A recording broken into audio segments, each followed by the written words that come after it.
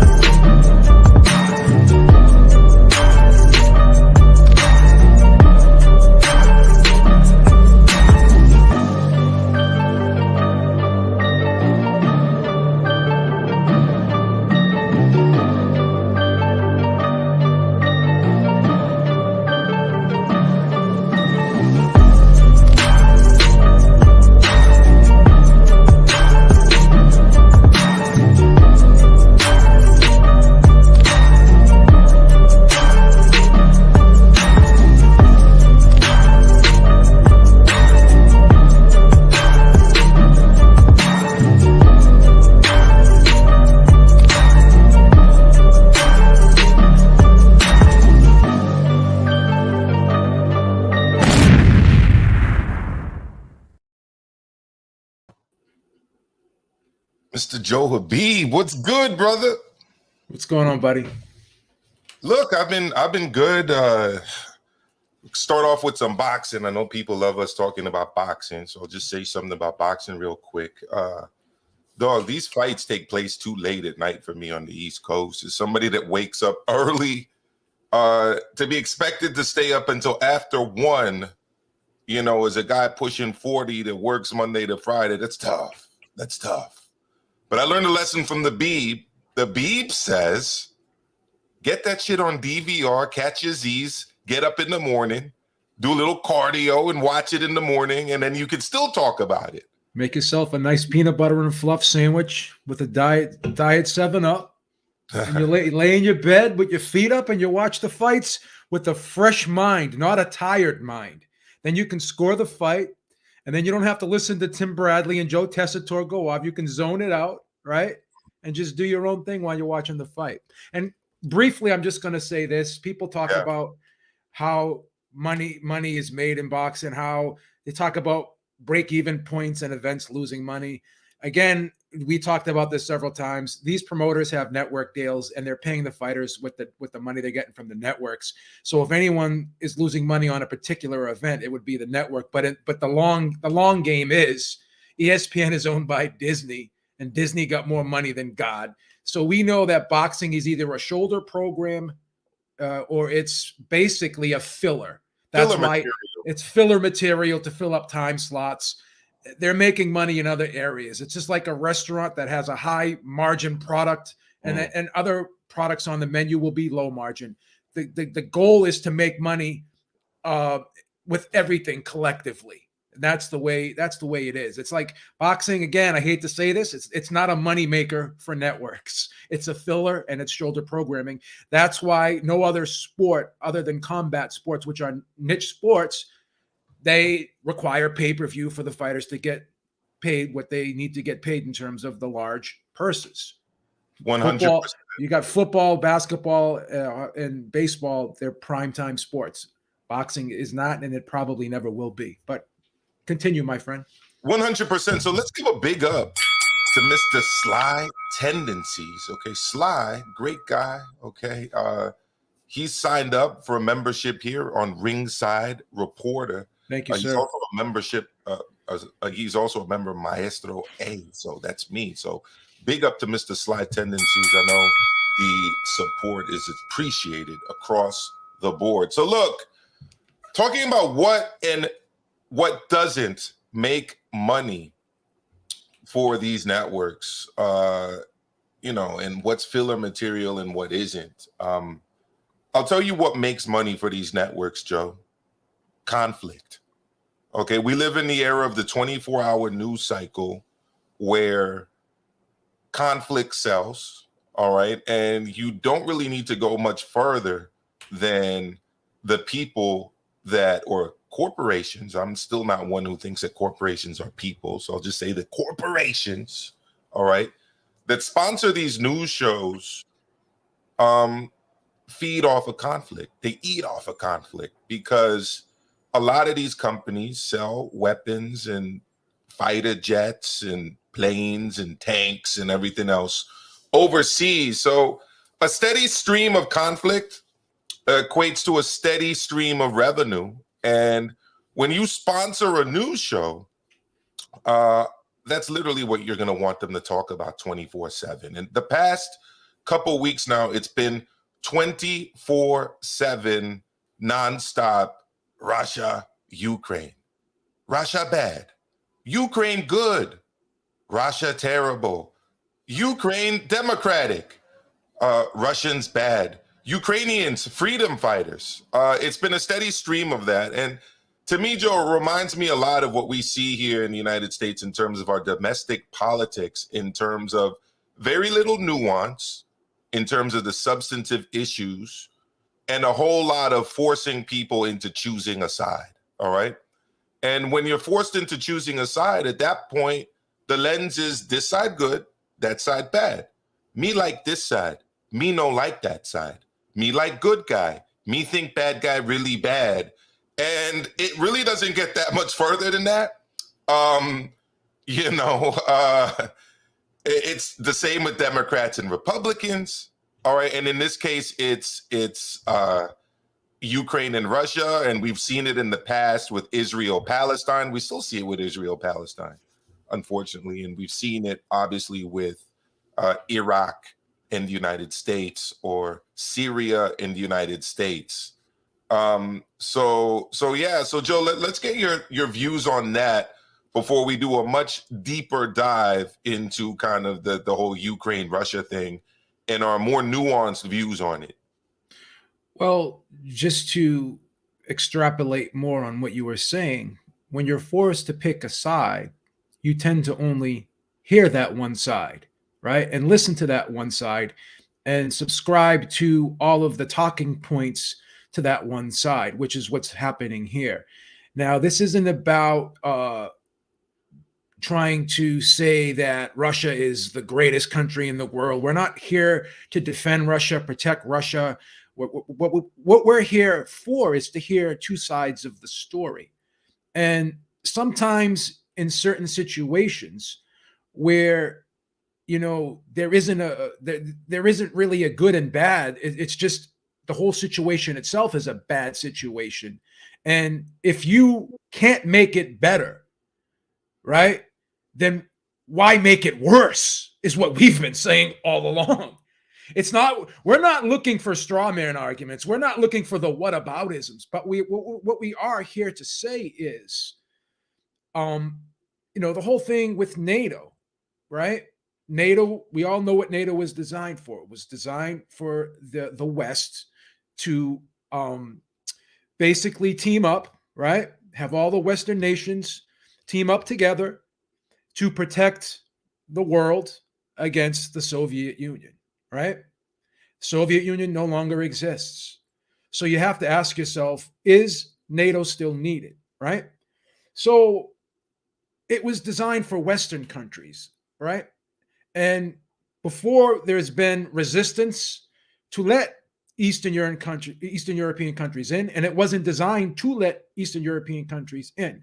So from Russia's standpoint, we have to look at it from Russia's standpoint, because there is still a strong Russian influence in the country, in Ukraine. Not everyone from Ukraine is disassociated with Russia, right? It's not everyone on one common belief system in Ukraine. There is some diversity of opinions over there, right? And you have someone like Dmitry Bivol, who has friends in both Ukraine and Russia, right? So from Russia's standpoint, they're looking at it as, why are these Western countries trying to continue to build NATO and create a front against us? From their vantage point, right, it looks as though trying to strengthen NATO in an attempt to try to keep us in check. It looks hostile from Russia's standpoint, because it's like you're coming and you're knocking right on my back door and you're trying to, impose yourself on me. Is there a need for Ukraine to really be in NATO? That's open to discussion. But if you really think about it, what NATO was supposed to be about, Ukraine, from what they had initially stated, should not be in NATO. But now all of a sudden, why? And that's what Russia's asking. Why do they need to be in NATO? For how is this going to be beneficial to us? And how is this not going to be an act of not necessarily aggression, but an act of conflict, so to speak, in our direction? Like, what is this for? Because U.S. has a way of trying to impose its beliefs and its political and economical ideology on other countries. Case in point, with Iraq. Did those people in Iraq want to be Americanized? Did they want U.S. to go in there and tell them how to run their government? Well, I got another question for you about Iraq. Did Iraq have weapons of mass destruction? No, it did not. So I mean, that was the whole pretext for going in. By the way, that was an illegal attack and occupation of that country. So basically, from Russia's standpoint, they're saying, why do you need to get involved in our part of the country? Because you were created to align all of the nations from the western part of the world. So now all of a sudden you're coming to the eastern part of the world. How can I not take this as a sign of a threat? You're like, what, why are you here? We have a way of just trying to put ourselves in everywhere in the world. And I just have a question. What would we do if people try to come over and tell us what to do? What gives us the right to tell people what to do? So in other words, by us getting involved and escalating this, right, all we're doing is exacerbating the situation and making it worse. What should be done here is we should try to be more diplomatic in our approach. I think one solution to this, and maybe people don't want to hear it, is take this NATO thing off the table with Ukraine. That there's just no need for it. Well, they've been saying for a while now on the Russian side that would have literally stopped this whole thing from happening and would immediately stop it now. And we'll get into that in a second. But I got into a discussion with someone, a couple people actually. One of them is a good friend of mine who was getting quite upset with me because I wasn't taking the view that Russia bad, Ukraine good.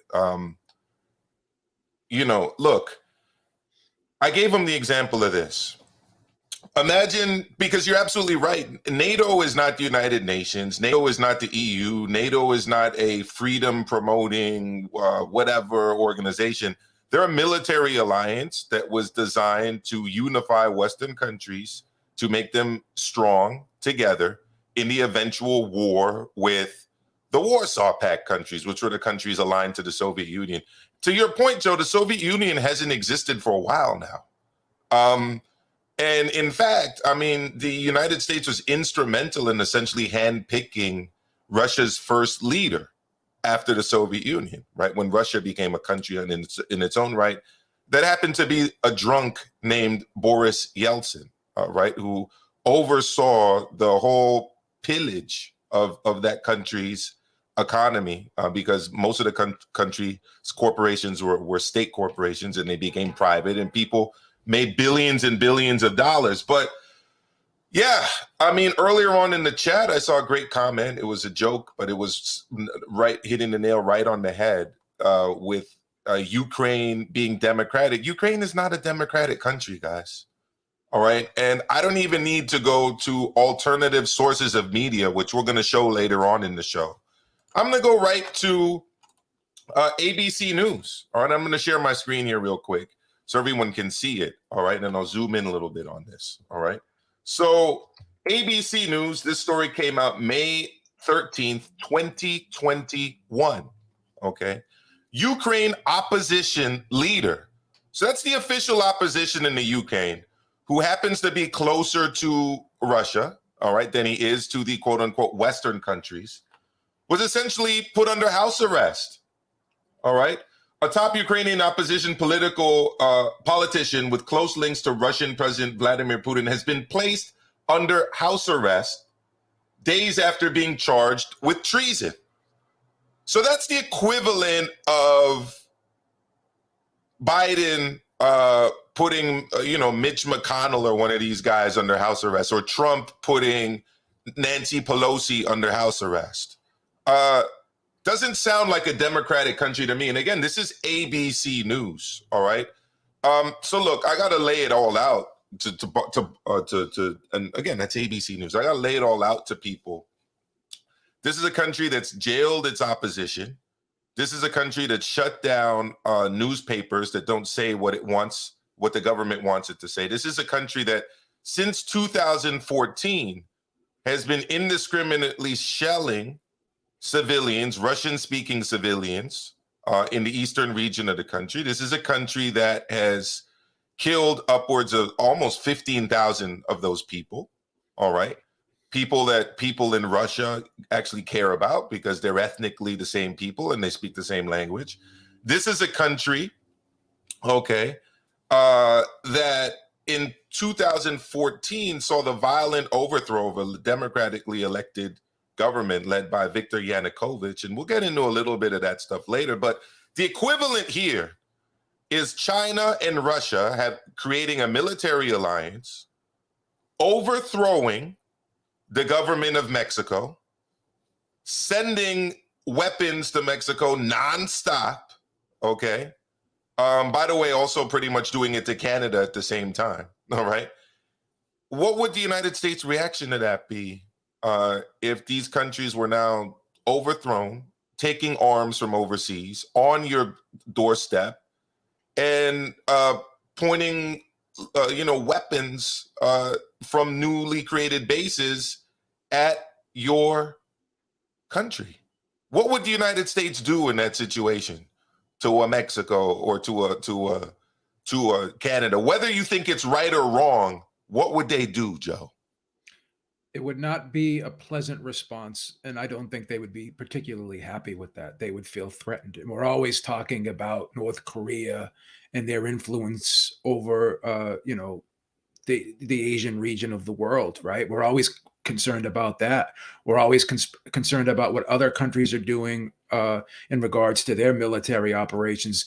No one can have nuclear weapons except for us. And if you're those other countries, you have to ask yourself, why does one country have the nuclear weapons and they don't want us to have the nuclear weapons? The only conclusion those countries can come to is they want to have control over us. And I'm not saying that the United States has come out and said we're going to try to take over countries, but we do get involved in so many things, and we do try to impose our way of life in other countries. And we have to ask ourselves, do they necessarily want us to do that? Did the people in Iraq want us to stay there as long as we did to try to repair? And again, every time we try to fix something, we have a tendency to make it worse. So, and then the response to that is, well, we just supposed to let the people do this? Are we just supposed to let the countries do that? Are we supposed to let them destroy themselves? No, we're not supposed to let them destroy themselves, but we're not supposed to help them destroy themselves either. If we're going in there and we're not making a situation better, when we're making it worse, then sometimes it's best to leave things alone, right? We are not making this situation between Ukraine and Russia better, okay? We were continuously for years poking the bear. And it's almost as if, and I'm not saying this is the case, it's almost as if we wanted this to happen so we can get involved and have it benefit us from an economic standpoint via the weapons, having a presence over in Ukraine, so it'll help us kind of get that oil from Russia, correct? I mean, the pipeline runs right through Ukraine, right? It would be nice to through Western Europe. Yeah. It would be nice to have a presence there, right? So then we can kind of keep a close eye over that pipeline, right? So to sit there and say this is all about Freedom, democracy, freedom, democracy. Why the hell is the U.S. still selling weapons to Saudi Arabia if it's about democracy? Or have an alliance with Israel if it's about democracy? Yeah, about not going into other people's territory. Yeah, and here's the thing too, and I don't know if you want to jump into this right now, but this stance now of the xenophobia, not only in boxing but around the world, like forcing people of Russian descent to have to speak out against Putin, condemn Putin. Why do entertainers and athletes have to make their political leanings or their political stances known, right? What happened in China with the coronavirus? We were very concerned over here that people of Chinese descent and Asian descent were going to get discriminated against, and there was going to be hate crimes committed against them because they would be linked to China, and we did not think that was right. So why are fighters like Dmitry Bivol, right, and Beterbiev being linked to Putin and linked to what's going on in Russia? Because Bivol clearly said, I don't have a knowledge of politics. That's not what I'm well versed in. I don't think I'm qualified to speak out and have an opinion on this. I just want it to be over. So there's a lot of Russian athletes, Russian entertainers that really don't subscribe to the war, right? But once again, they don't want to come out and condemn the country that they come from because they do have Russian ties, whatever. They're Russian of Russian descent. So they just want to stay neutral. They just want it to be over. Well, look at what happened to the Dixie Chicks when they came out against the war in Iraq because they didn't believe the weapons of mass destruction. Remember what happened to them? Yeah. People were boycotting their concerts, Yeah. Go ahead, Joe. Well, if we're going to fight against xenophobia against China because of what's going on in the coronavirus, right? And there's strong evidence to suggest that the gain of function research from the United States to China helped or possibly potentially could have helped create that coronavirus. There's strong evidence to suggest that it was created in a lab. So China did more damage, in my opinion, and this is just my opinion, and it could be disputed and it could be argued against. They did more damage with this coronavirus situation than what Russia's doing with Ukraine, in my opinion, right? Because look how many people died from the coronavirus because of the mishap over in China. So are we supposed to blame Chinese people all across the board who had nothing to do with that? Or are we supposed to be concerned or be critical of the Chinese government? So to automatically link Russian athletes, Russian entertainers, Russian people in general to the movement or the whole political aspirations of Putin over in Russia, right? To hold them accountable for these attacks and Russia's stance over there is totally unacceptable. And in my opinion, I don't even think it can be an opinion. I think it's a factual case of xenophobia. 100%. It can't be looked in or at any other way. It's xenophobic. It's all the way xenophobic. And I said this on a stream I did yesterday very briefly because I knew I was going to come on here and talk about it with you, Joe. But the xenophobia against Russians in this country is like next level. They blamed Russians for everything, from Trump winning the election, right, to, you had people like Rachel Maddow accusing Russia of eventually wanting to, shut down the nation's electrical grid and have people freeze to death. You've got Keith Olbermann doing a rant years ago where he's calling Russians scum.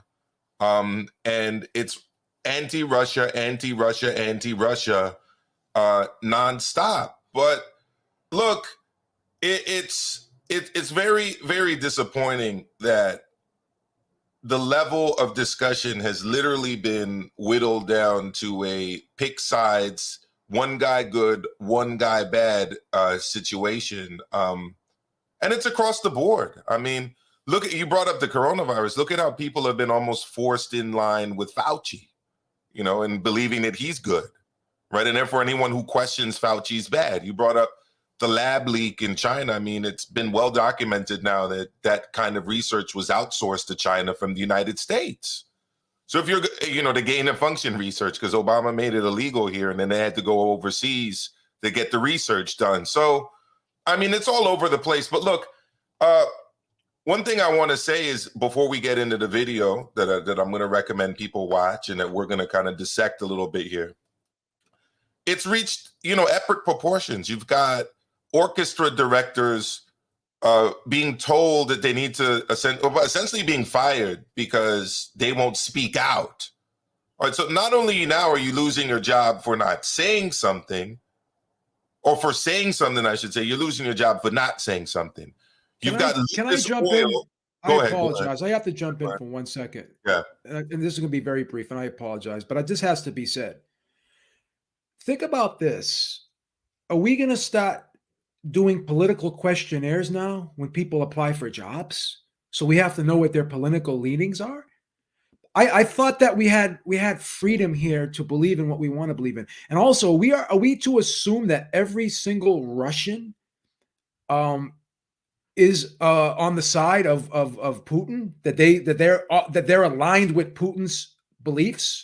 Are we supposed to just assume all that? Just like we're not supposed to assume that the Chinese people are all aligned with the Chinese government. Just like we weren't supposed to believe that the Germans weren't all aligned in Hitler's ideology. Are we supposed to just lump one nation, one group of people from an ethnic background and assume that they all think alike? If that is not bigoted, then I don't know what the fuck is. If that is not xenophobia, then I don't know what it is. Now, should the world have shut us out when we invaded Iraq over weapons of mass destruction that did not exist?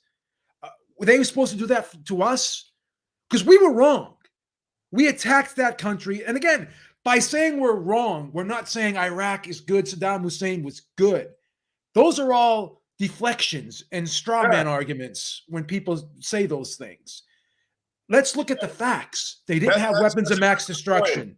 And it's also two-faced, because on the one hand, they call Putin a dictator, right?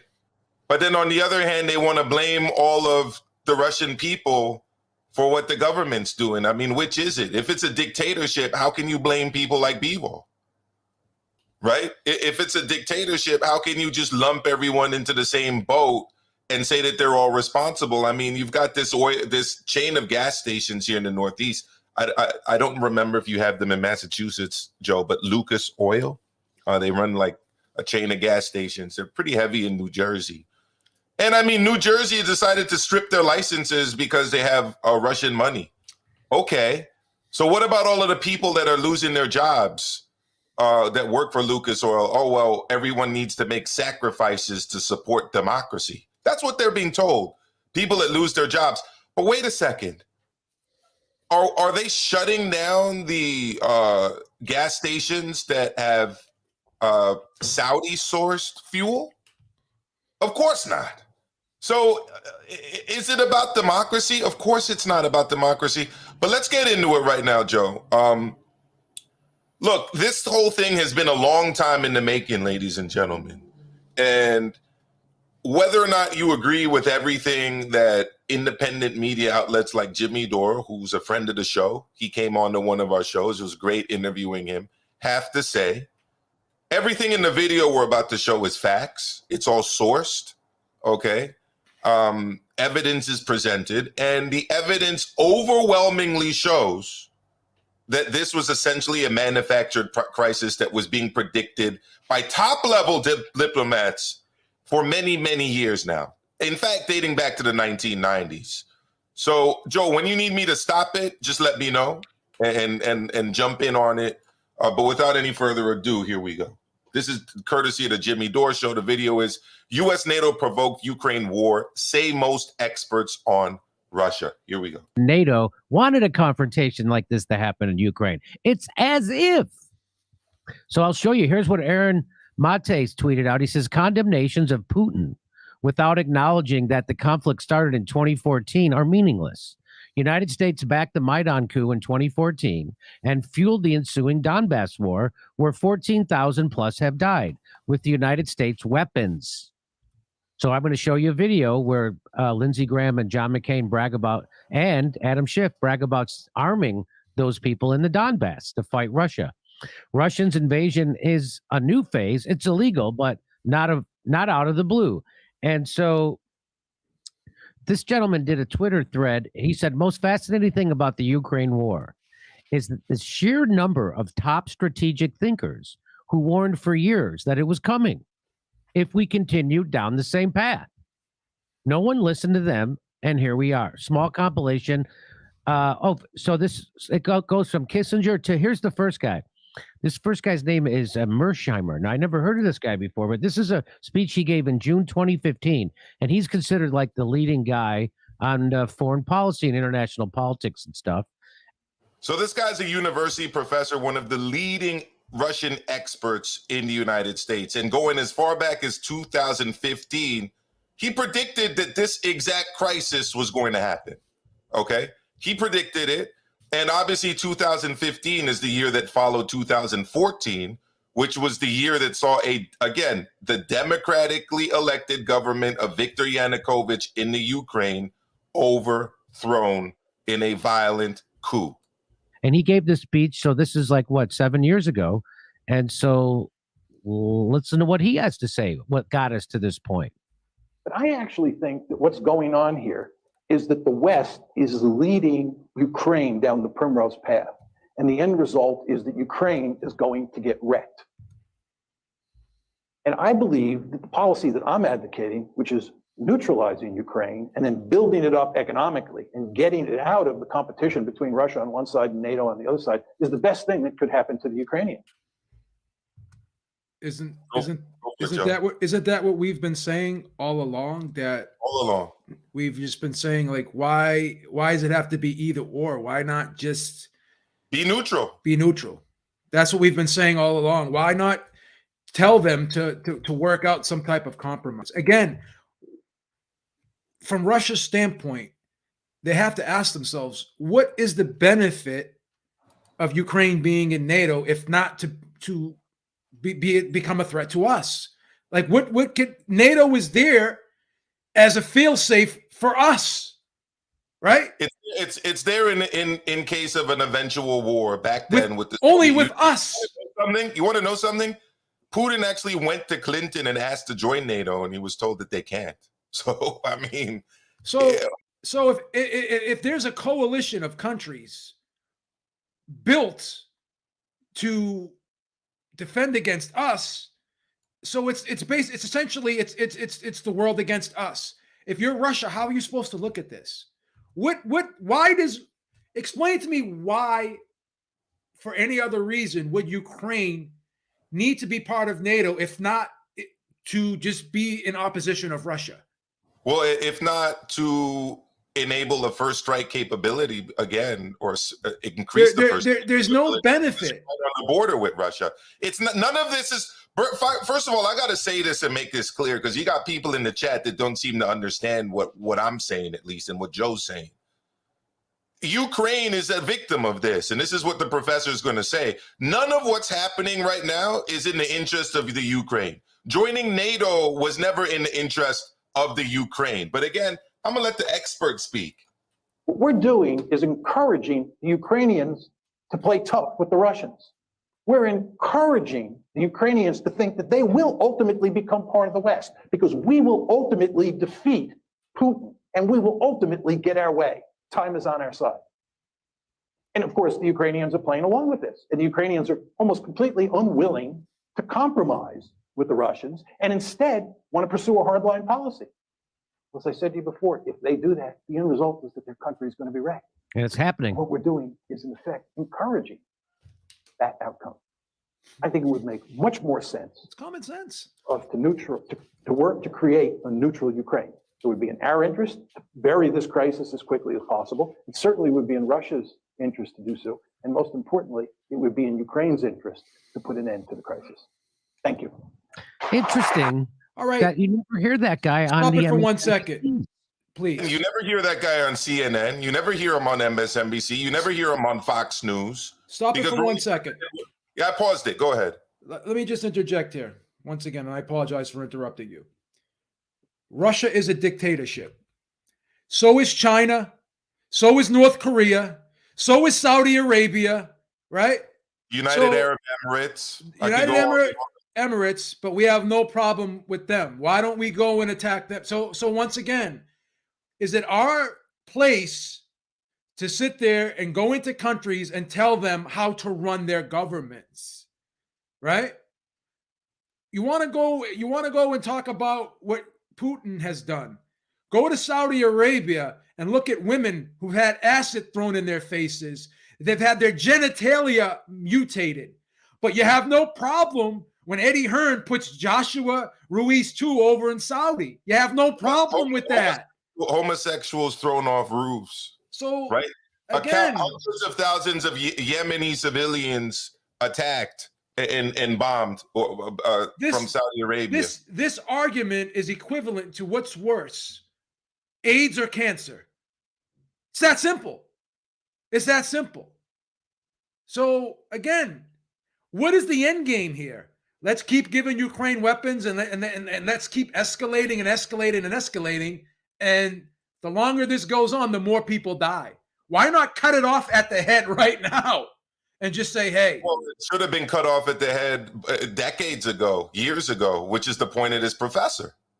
You know what I mean? But let's continue a bit here, Joe. Or the CNNs, or even the Fox Newses. I don't ever heard that guy anywhere. Do you ever hear that guy anywhere, Max? Well, there's a reason, and it isn't necessarily related to Ukraine or Russia. It's that he co-authored a book along with another top international relations professor, Stephen Walt, called The Israel Lobby. I don't know if you remember that. Oh. No, I don't remember that, but that's it. He's dead then. It was a best-selling book. It was really the first book by two of the top IR scholars in the U.S. on the existence of an Israel lobby, and then they were painted as anti-Semites. Like the whole campaign that we saw against Jeremy Corbyn was sort of rolled out against them, and they had their reputations destroyed day after day by people like Atlantic editor and former Israeli prison guard Jeffrey Goldberg.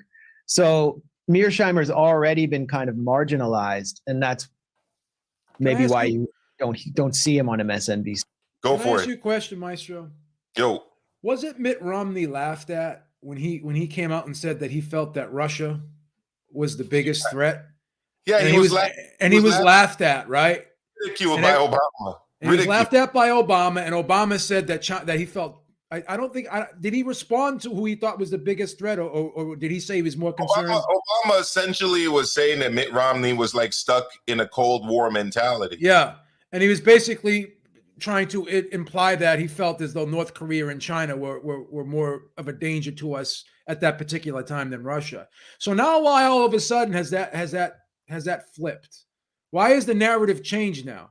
Because the United States and its military-industrial complex needs a constant threat, and in this case needed to continuously poke the bear because it's forever searching for more and new and bigger markets to sell weapons. The NATO membership comes with a requirement that a percentage of GDP be spent on weapons. So if you join NATO, you're required to spend X amount of your percentage of GDP. Guys in the chat, you can look it up. I think it's like 2%. I don't remember exactly off the top of my head.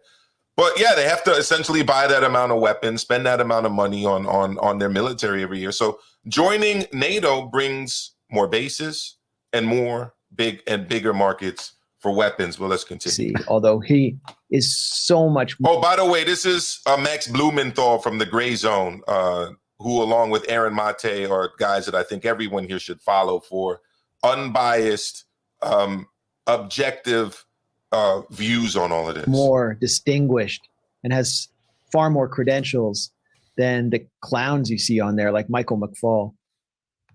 So there's one amazing expert who you would never think that.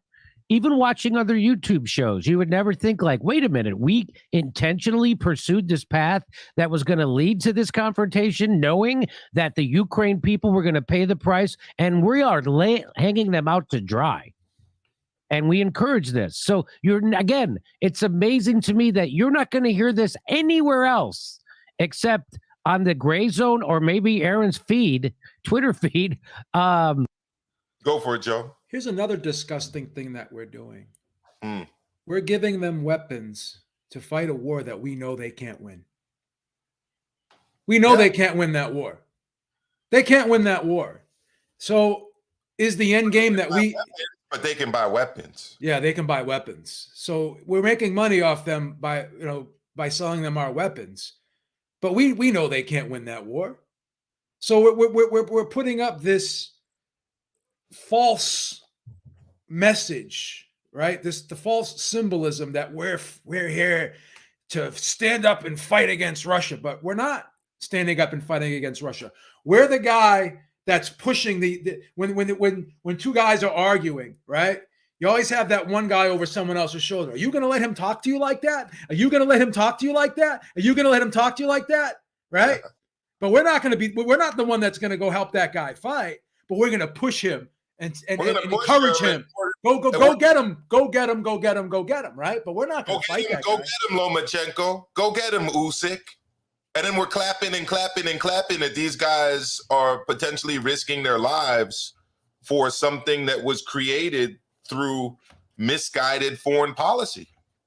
Unfortunately misguided for the Ukraine, totally guided by those with power. I haven't heard anybody, I haven't seen anybody else covering this correctly in the United States. Oh, I saw Glenn Greenwald did it okay. He did a good job. But I have some more experts I'm going to show you that say basically the same thing. And because I just want to make the case, it's overwhelming. But I'm shocked, actually. I know I can't believe I am. Maybe it's because I'm naive and stupid and gullible. And I thought that people learned a lesson from Iraq or Syria or Libya or Afghanistan, or they haven't. Are you as stunned as I am with the poor media coverage? Not after Russiagate. This was all kind of, I got to say, this is kind of expected. I'm a little bit, well, we can talk about it. I'm a little bit shocked at how, I think, even, I would imagine even the, Russian security apparatus is a little bit shocked by how emotionally the West is reacting. And they're basing all their decisions on hysteria, including kicking Russian students out of universities, punishing Russian artists for refusing to publicly condemn Putin. There's the most famous hockey player here in Washington, Ovechkin. He's Russian. There's enormous pressure on him from the sports media to denounce Putin publicly. Texas and the Texas Restaurant Association has banned all Russian products. A friend of mine who teaches in New Jersey public school sent me bulletins where they're doing talks for the students on how to support Ukraine in like public. They're doing that in my school. Schools. I mean, it's gotten. And then we watched the State of the Union last night, where if you weren't wearing blue, you had to wear yellow or yellow and blue with the Ukrainian flag. AOC had a little like pendant on for Ukraine. And there was a clip in honor of Operation Paperclip, I guess, holding it to her shirt. But I mean, it's almost like we have to all be Ukraine firsters. And that's a little bit, that's a little bit over the top. I guess I didn't expect that, along with all the other, meaningful decisions, emptying the tank on sanctions, like removing Russia from the SWIFT system, targeting the Russian central bank. All of this will come back to bite the U.S. economy. And the fact is, most Americans care more about gas prices and inflation than they do about fighting for some oligarchic autocracy thousands of miles away. Here's Noam Chomsky. Here's what he has to say. This was predicted. I think this is from Noam Chomsky, one of the leading academics in the world, MIT professor emeritus, huge critic of Putin, a huge critic of Trump.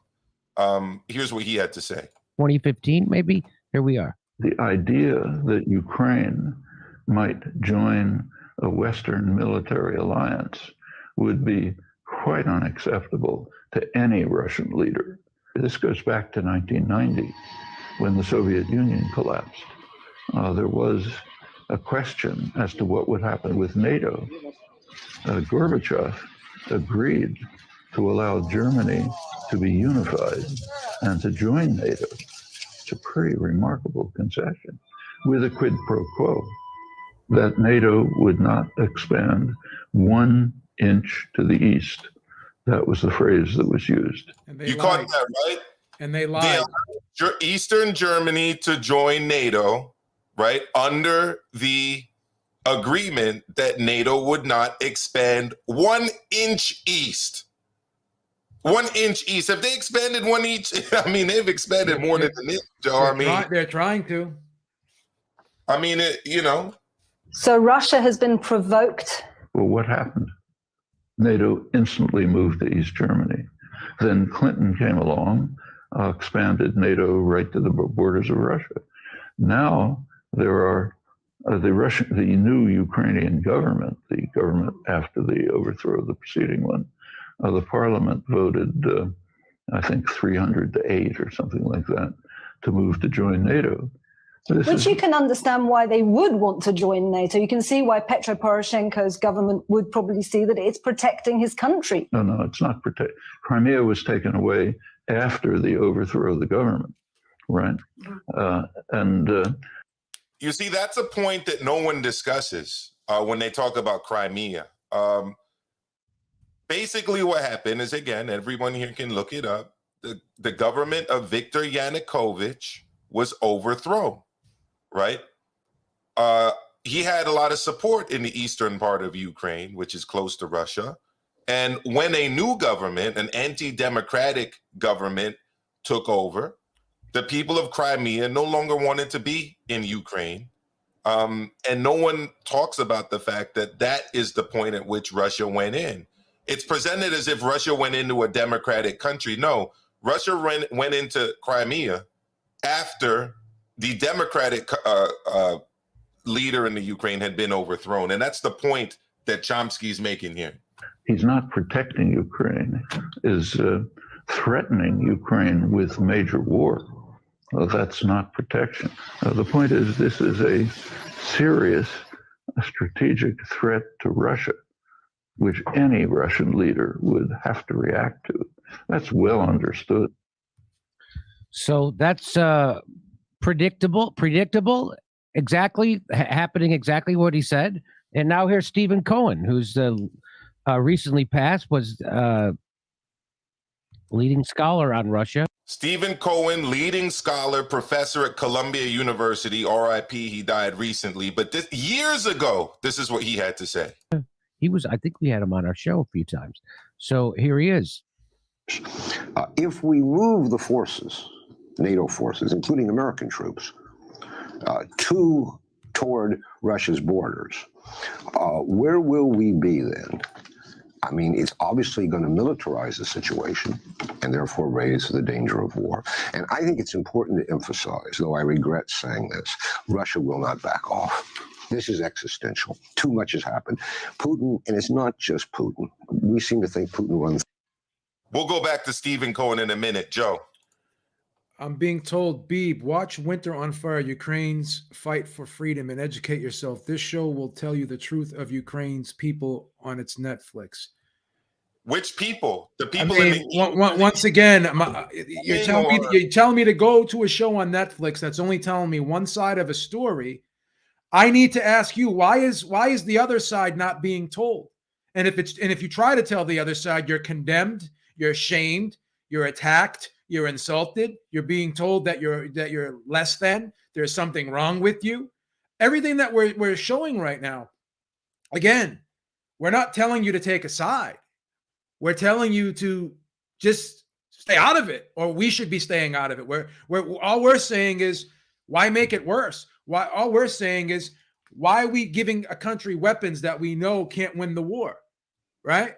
Why are we telling them to fight? when we know they can't win? Why are you telling them to attack one of the or to go into war with one of the largest militaries in the world? Because again, NATO in the Ukraine is an act of war as it relates to Russia. If Russia was installing military bases and China were installing military bases in Canada and in Mexico, it would be considered an act of war as well. If you don't admit that, you're just not being honest. And by the way, one last thing. We're going to get into this later, but by the way, Netflix is one of the corporations that's decided to even ban now Russian television shows from Netflix. So are they who I'm going to go to for an unbiased perspective of this? Really? Maestro, are there currently any countries from the East in NATO right now? They had the Baltic countries join up. Okay. They had the Baltic countries join up. So like Estonia and Lithuania, and Russia was against it. But again, they've continuously pushed forward, or east, I should say. But Russia had two red lines, Georgia and the Ukraine. We're not going to allow that. That's what they said. So a compromise. They said this for years, and they said, let's negotiate. Talk to us. So you heard them say it. So a compromise has been made, but NATO seems to have reneged on that compromise. You heard the first professor talking about it. They didn't want to compromise. They didn't want to talk. It was nothing but aggression, aggression, aggression from the Russian perspective. We're going to do this. We're going to ignore everything that you're saying. Forget your red lines. Forget wanting to speak to us. It's aggression, aggression, aggression. And look, let's listen to Stephen Cohen talk about it, because I'm going to back it up a little bit, because he lays it all out. So Russia conceded to allow certain countries and some countries join NATO, but not all from the region. Yes, because they realize they can't, even though you didn't live up to your promise, like there's a limit to what we can stop. But this is what we will not allow. Yeah, there's got to be a limitation to having all these Eastern countries in John NATO. D says it perfect. You can read this one out.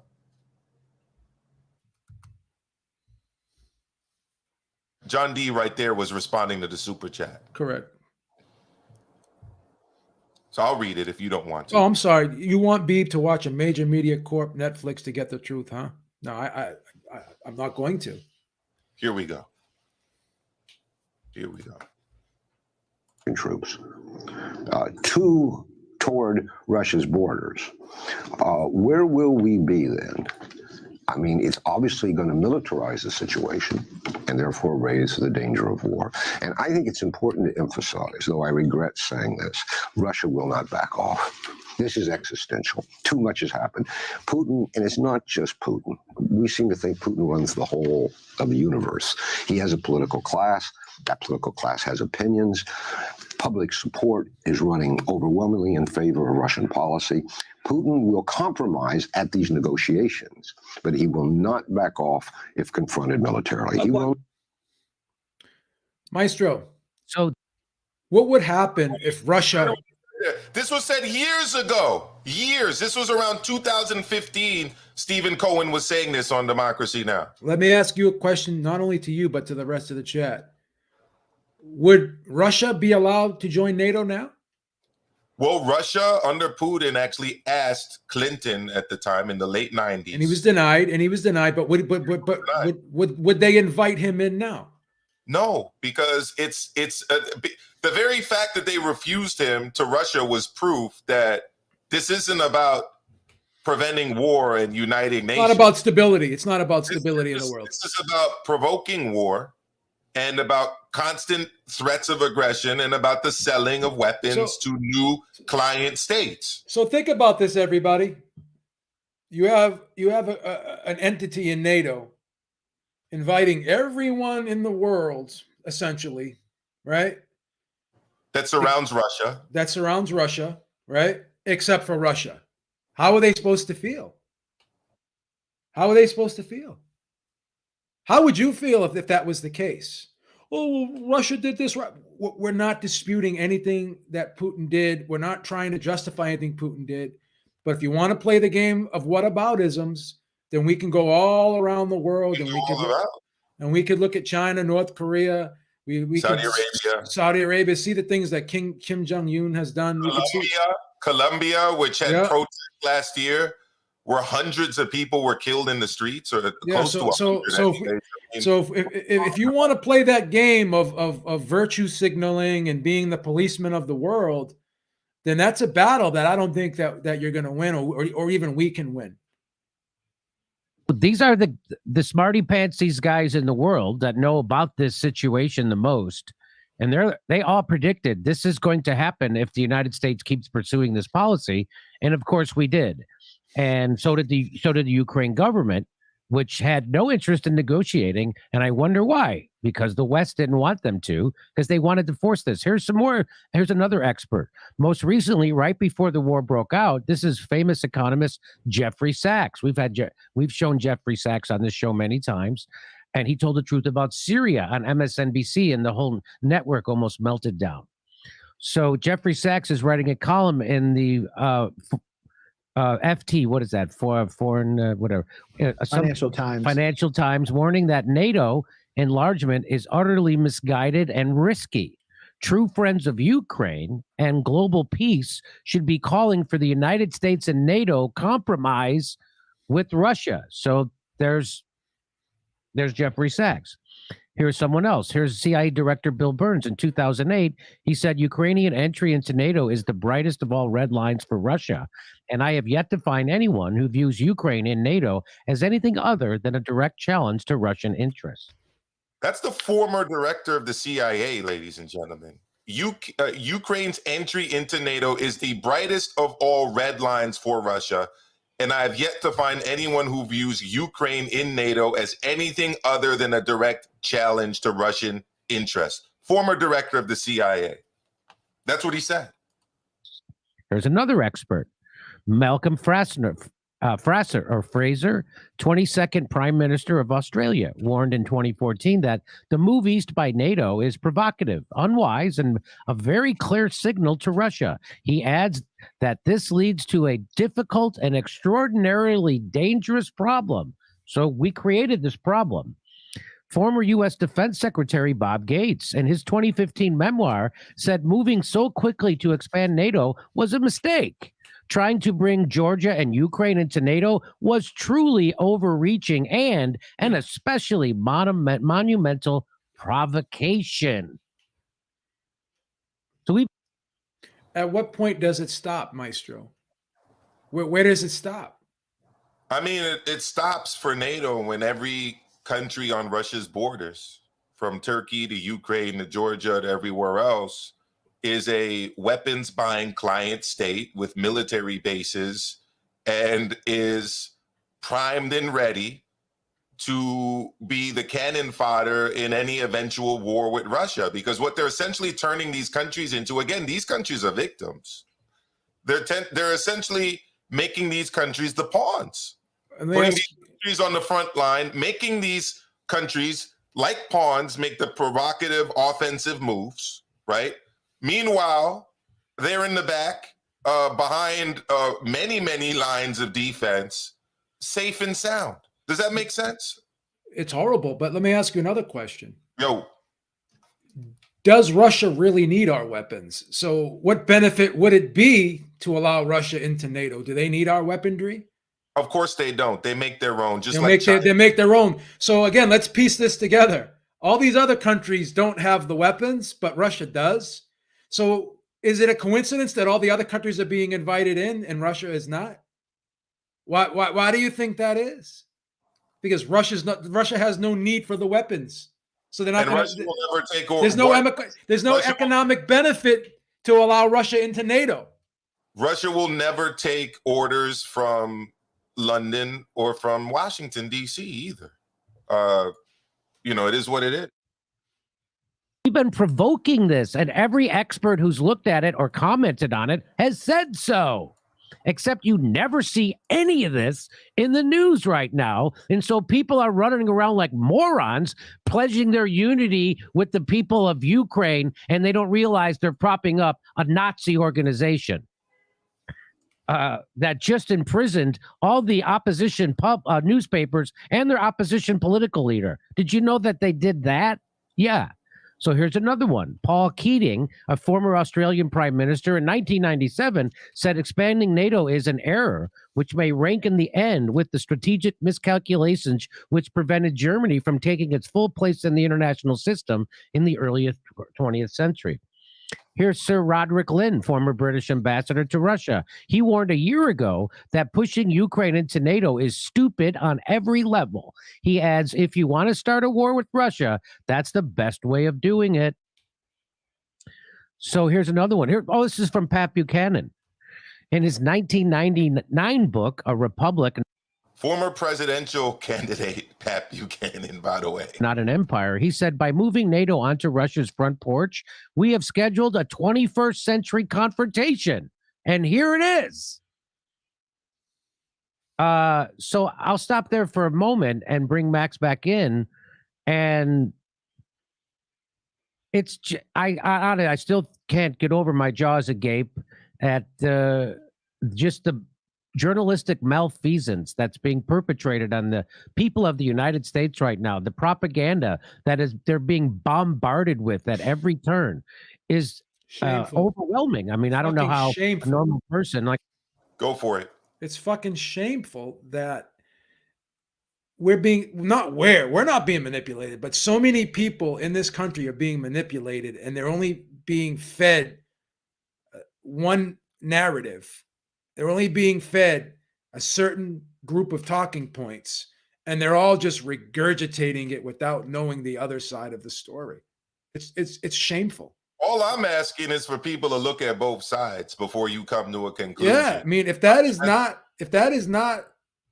the greatest form of manipulation, then I don't know what is.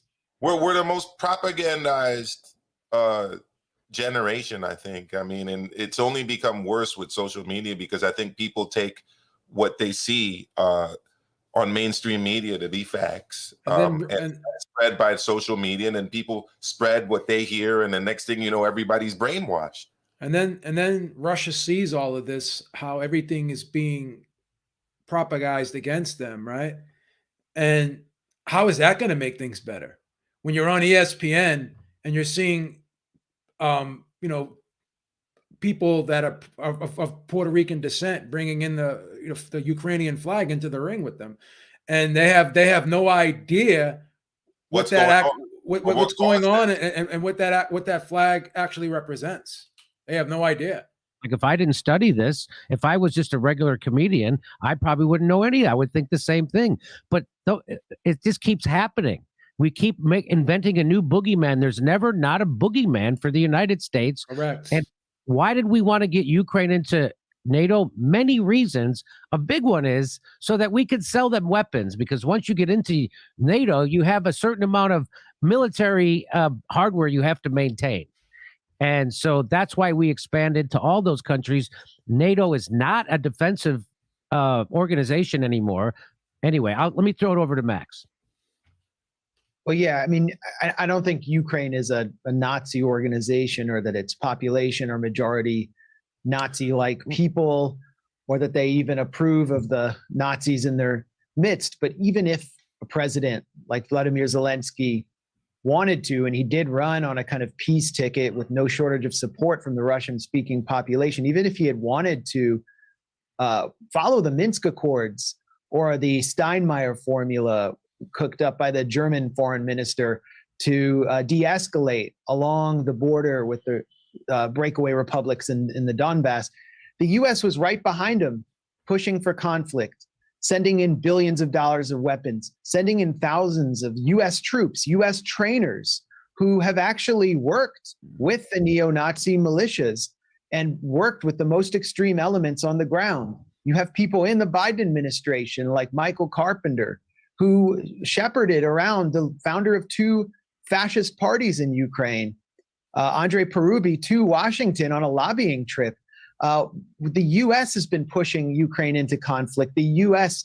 was behind the 2013-14 Maidan coup, which brought in this government in order to push it into NATO and to drive conflict with Russia. And what Americans don't understand, and what they're not told, is what it means for a country on Russia's border to belong to NATO, which is a permanent war alliance, which has no reason to exist in its current incarnation after the Cold War, except to encircle, threaten, and contain Russia and push for conflict. It's an act And of now hostility. conflict with Nothing more than an act of China hostility. getting active, you know, in the South China Sea. It's getting active even in Colombia on the Venezuelan border. That's how much NATO is expanding with like its partner states. What does that mean? It means you have dual use missile systems on your border if you're Russia, pointed at you. You have armies that are trained to fight your soldiers on. Dual use means essentially weapons that are supposed to be defensive, but are obviously potentially offensive as well. On your borders. So there's actually a really good speech on YouTube by another academic, a Russian academic who's actually kind of a liberal, Vladimir Posner, who poses a scenario before an American audience, something that no one could do on US cable news, that is so instructive and important. It's a thought exercise that everyone should be doing right now. What if Russia had an alliance with other powerful countries, let's say China and India maybe, and they put troops on the US border and began training Mexico's military to fight the US and put dual-use missile systems that could reach US cities on the US-Mexico border? What would the United States do? And what would Americans ask their leadership and their military to do if they were threatened in that way? Now, what if those troops happen to also be ideologically, some of them, let's say a substantial percentage, 20%, happen to be ideologically neo-Nazi and wanted to murder and commit genocide against a part of the American population? I don't know if neo-Nazi is the right thing, but, you know, ideologically, let's say they were ideologically anti-Black and wanted to murder Black people. Because that's a really good analog for the neo-Nazi forces in the so-called gray zone in Ukraine, on the front lines in Donbass, who really do want to murder Russian speakers and have done so, who have committed pogroms against Russian speakers, as well as Roma people and minorities and gay people and so on. Have you heard any of that narrative in the mainstream media here? You're not going to. Neo-Nazis in the eastern part of the Ukraine that have been committing these crimes, that have been supported by the West and by the central government in Kiev. Never heard it. Never heard it. If it weren't for guys like Aaron Mate and Max Blumenthal from the Gray Zone, I wouldn't even know these things because they are never discussed widely and publicly in the mainstream media. So that's the scenario that we should think about. What would the U.S. do? What did the U.S. do during the Cuban Missile Crisis? The Pentagon Joint Chiefs were calling for a nuclear attack on Cuba. And it was only thanks to the Kennedy brothers that didn't happen for the most part, and détente with Khrushchev. So that's what Russia's facing when we put NATO, or try to put NATO in Ukraine. And yes, Ukraine is not officially a part of NATO. I don't think NATO would actually want them because it's such a corrupt and impoverished country, especially under this post-coup regime. But it's been effectively NATOized by all of these US weapons systems, US troops coming in there. And Russia has finally acted. And just one quick other point, something Aaron Mate raised in his tweet about something that you will not hear in US media, is that the Donbass has been the site of some 14,000 dead, many thousands more wounded. Most of those dead have been on the Russian-speaking side, the so-called pro-Russian separatist side. And these are just average people who've been caught in a conflict, who've been shelled by the Ukrainian military and neo-Nazi paramilitaries year after year after year, as the Ukrainian government, most recently Zelensky, the hero of US media, violates every part of the peace process and keeps the war going. So this is just... There you go. Look, we won't go on with much more of that.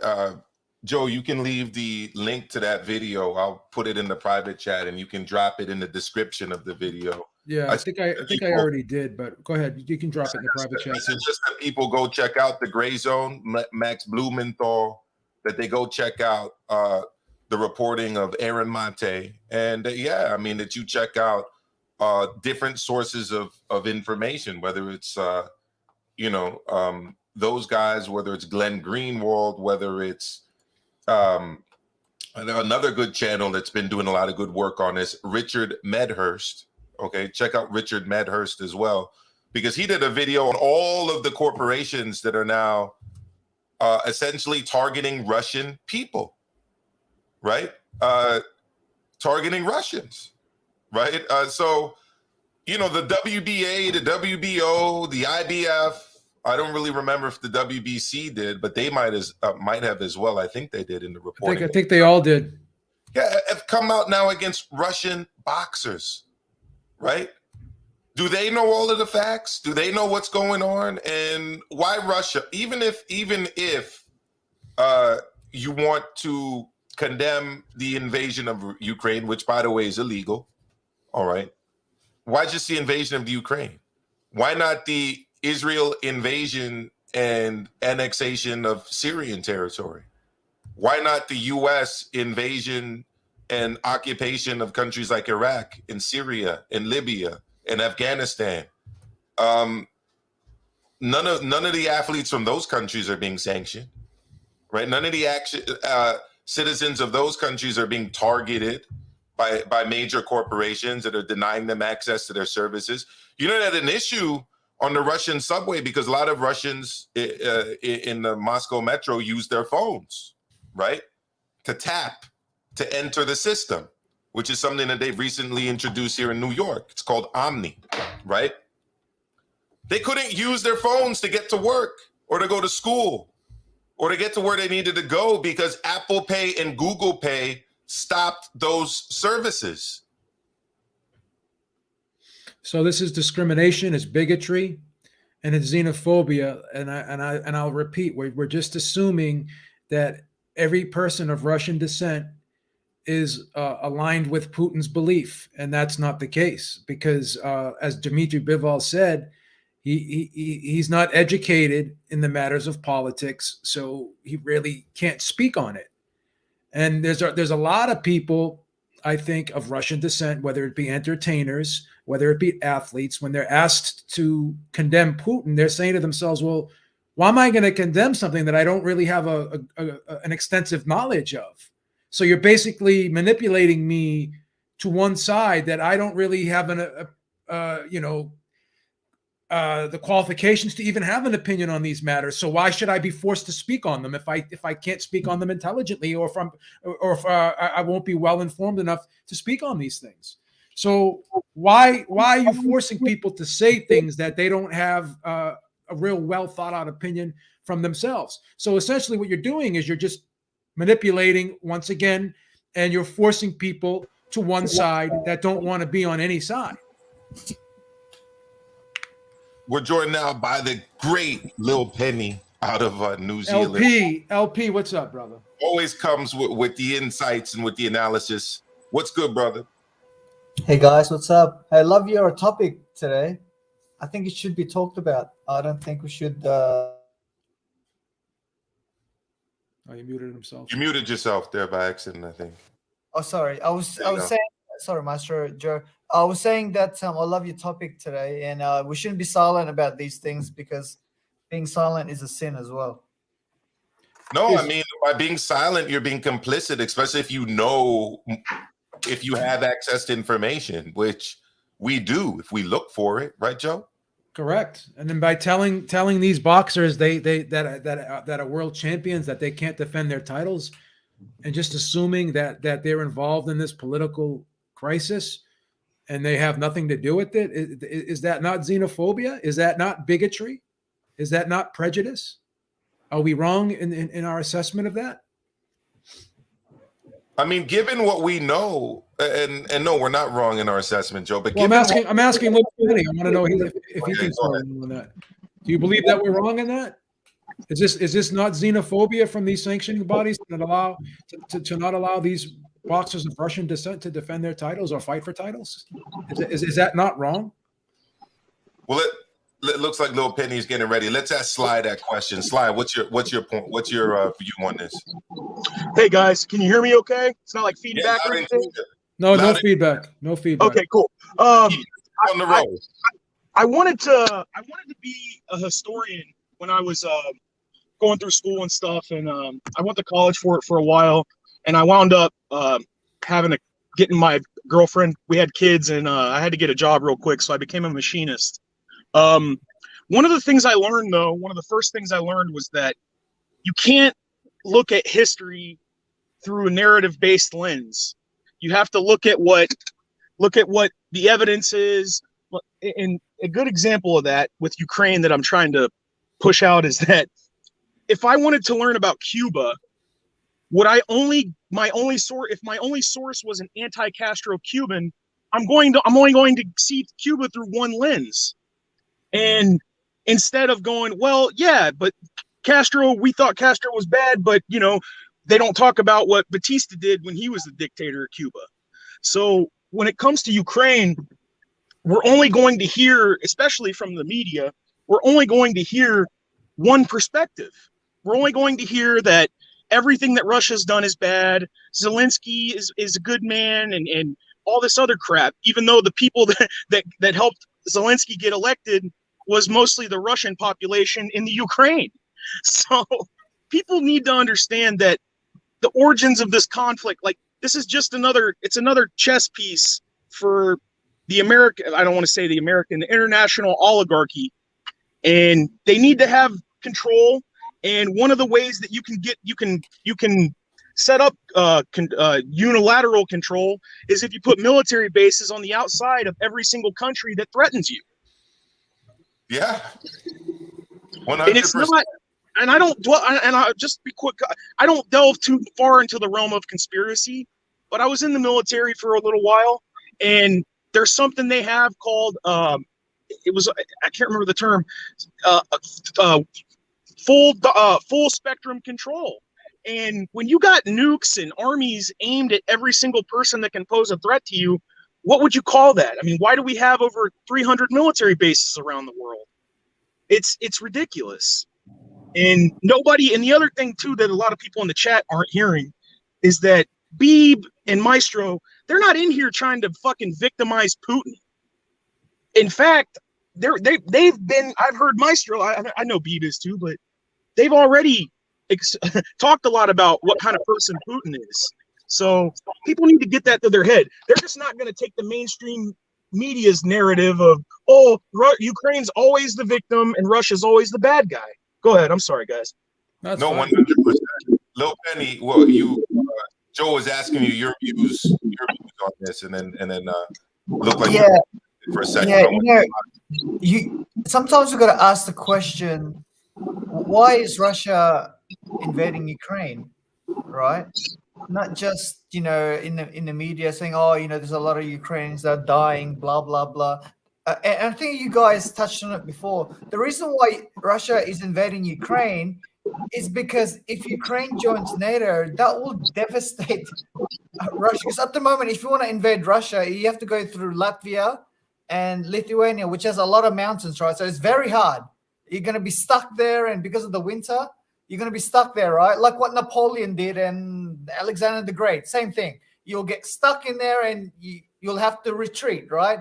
But if Ukraine joins NATO, I don't know if you guys have been to, I haven't been to Ukraine myself, but I hear that Ukraine has a lot of open, flat plains. Well, that's why Germany attacked Russia back then, or the Soviet Union, through the Ukraine. Yes. And also Russia has oil assets in Crimea, right? So if Ukraine joins NATO, it will be a matter of time until Crimea goes back to Ukraine, because Crimea was part of Ukraine back then. I said that earlier, that United States would have easier access to the oil.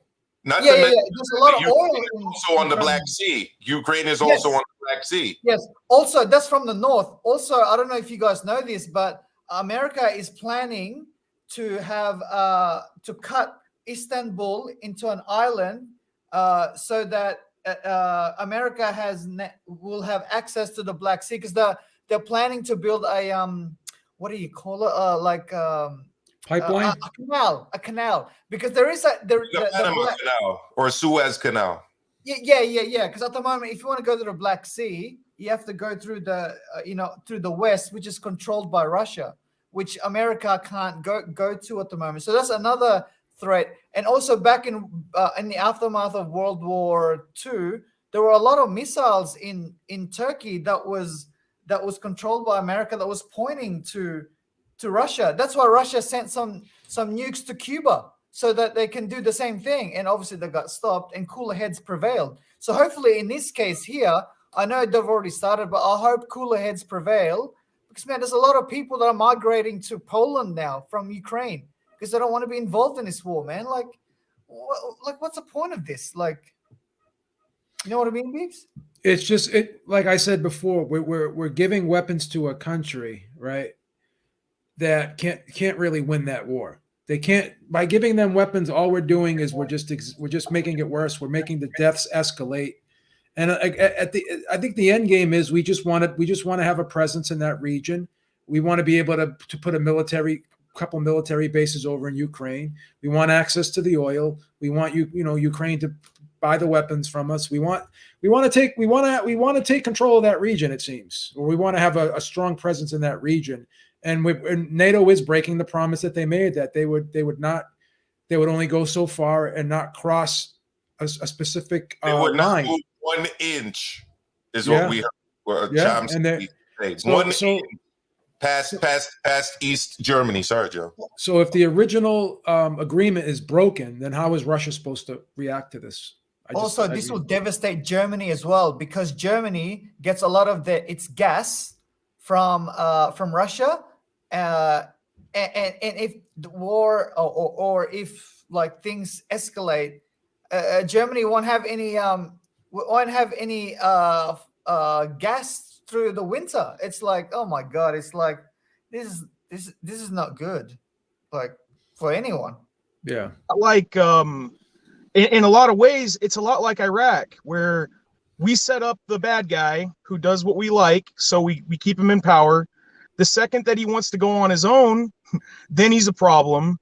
I mean, we arm these countries to the teeth. Then they get in these conflicts, and then we have to step in to stop the killing. You know, I mean, it's just more of this righteous victims bullcrap, and people need to really like take. It's not that, like, again, nobody's trying to victimize Russia or say Russia's nobody's saying that. What they're saying is, if you was Russia, like we're America.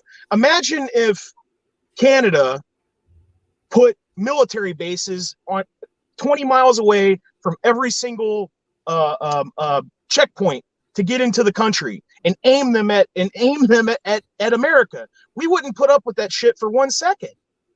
So no, especially not why on earth does anybody expect Russia to just sit back? Yeah, go ahead and point your bombs at us. We're not going to do anything. I mean, it's ridiculous. No, especially when a government, let's say the Trudeau government that has good relationships with the U.S. is overthrown, right? and you're funding that opposition with weapons and with money, right? And then you replace that government with a friendlier government to you, and then start arming that government and telling it to join your military alliance to point weapons at the United States. Like, no invasion is good. But invasions, at least this Russian invasion, didn't just start out of thin air. And it's like you can't absolve the actions of foreign actors in this and act like they had nothing to do with it.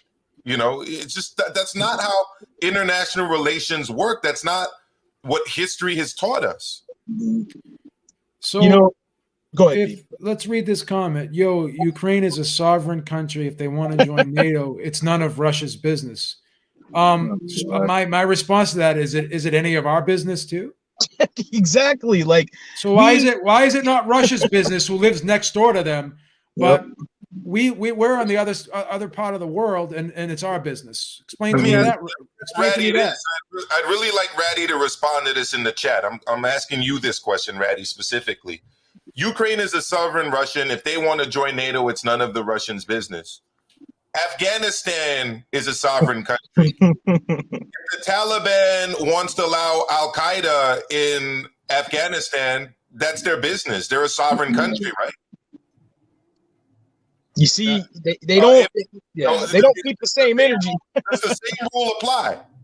What about Iraq? Is Iraq not a sovereign country? What about Syria and al-Assad? Is Syria not a sovereign country? What about Libya under Gaddafi? Was that not a sovereign country?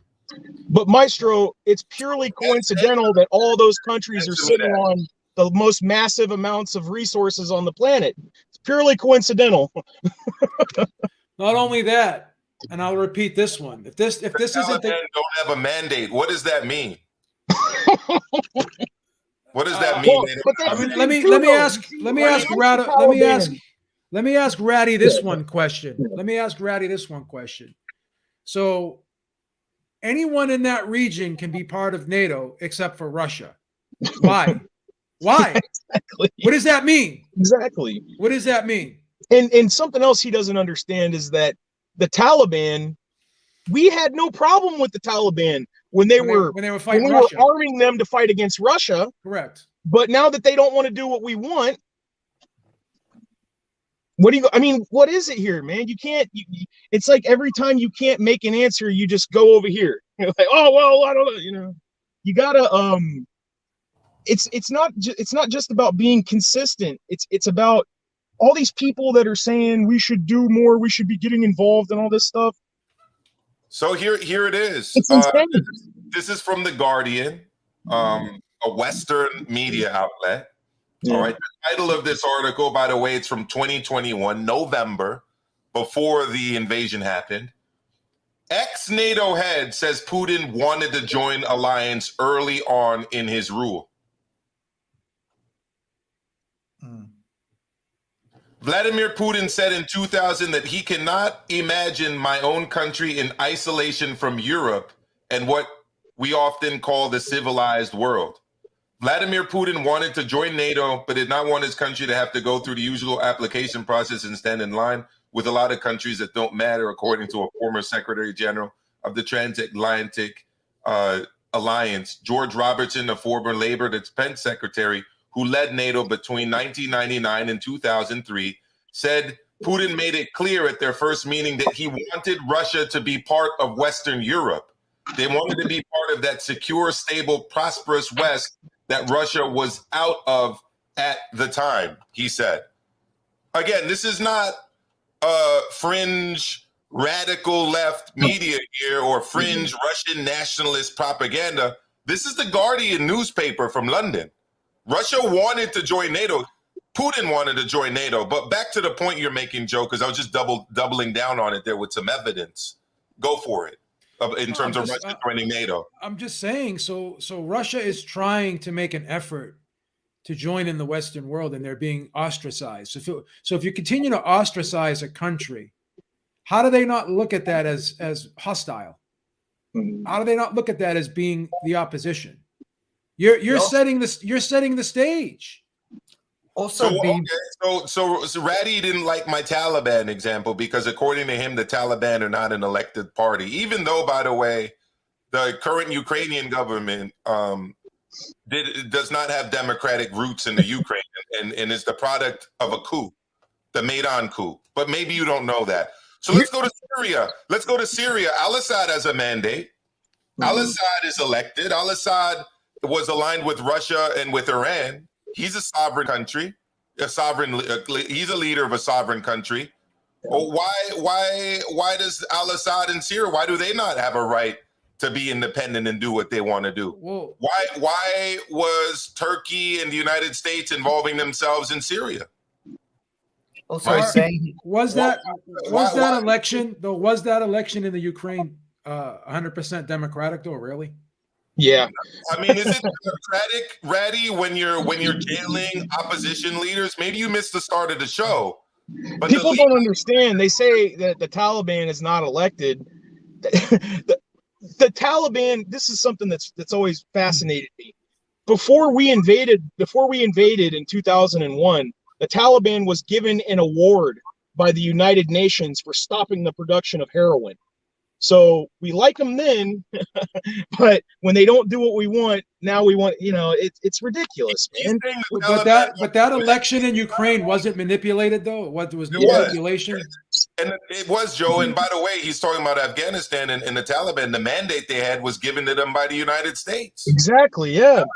Is the organization the United States funded to fight the Soviet-backed secular government in Afghanistan, led by Dr. Najib. Look him up.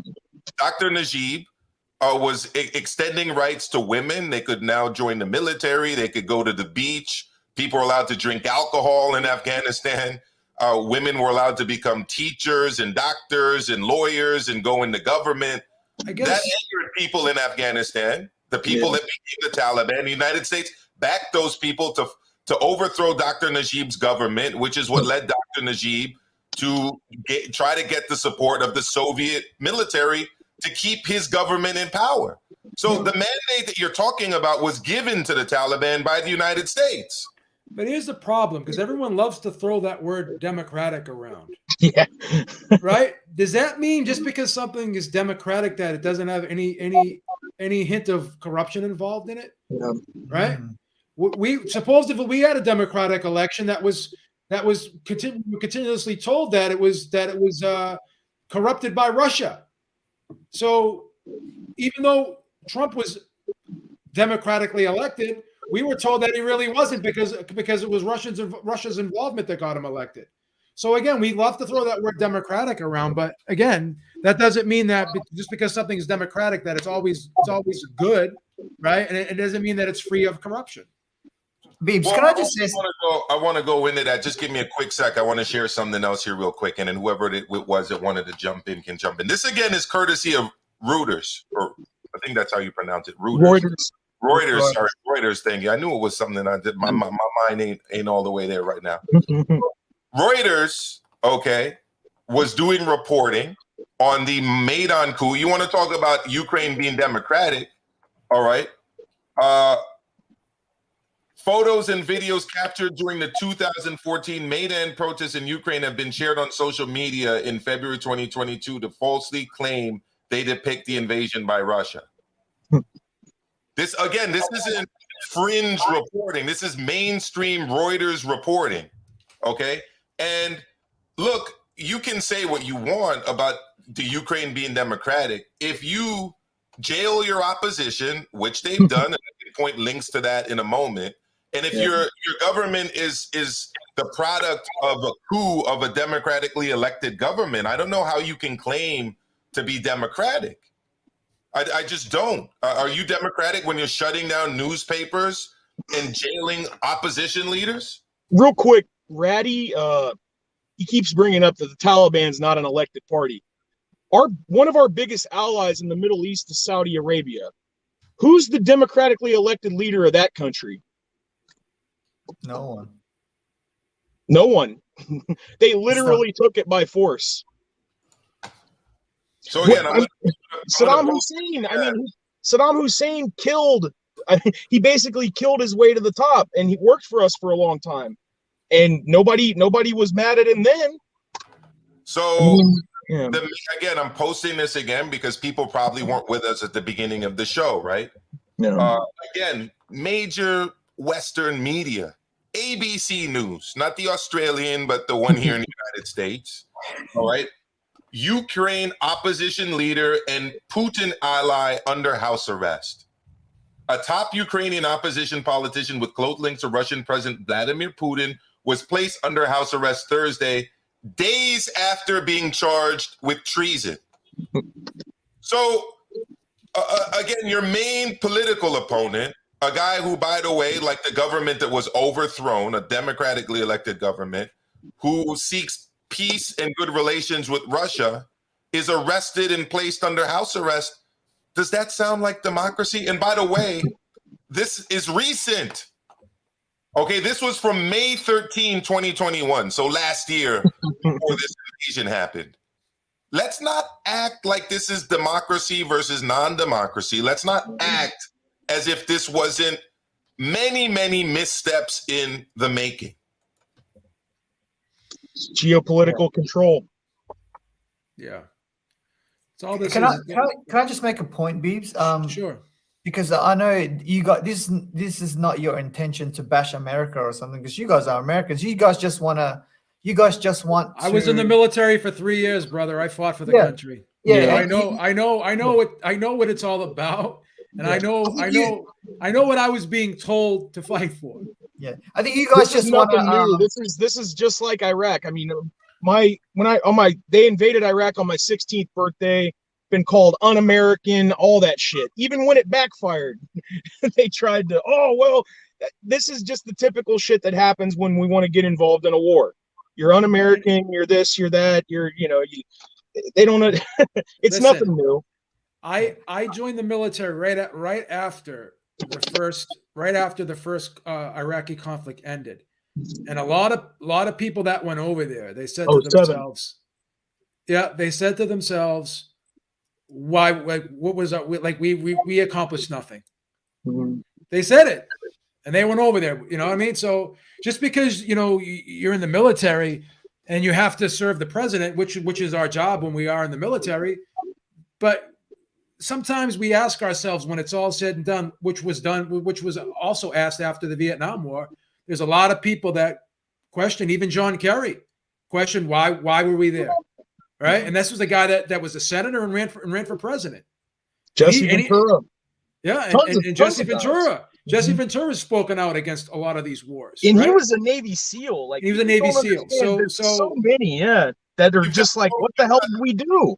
You've got organizations run by vets that are peace organizations that are going all over the place to try to tell people to stay out of these foreign countries and to mind the United States' own business. I mean, we've got crumbling infrastructure. We've got a system in shambles because it can't provide people with basic medical care. Right? We've got schools that are under. Back to the military point real quick. Colonel Fletcher Prouty is one of the only people in the United States history. There's a few of them. He's one of the only people that has 2 Congressional Medals of Honor. And he wrote a book called War is a Racket. And when they asked him what he fought for and all that stuff, he said, I didn't fight for the country. I fought for the United Fruit Corporation. So if anybody in the world has a right to criticize or a right to disagree with a conflict, it's the people that have to go on the battlefield and fight it. Yeah, and I want to just return to this article real quick. Sorry. No, it's fine. I'm bringing this up again. Major Western reporting.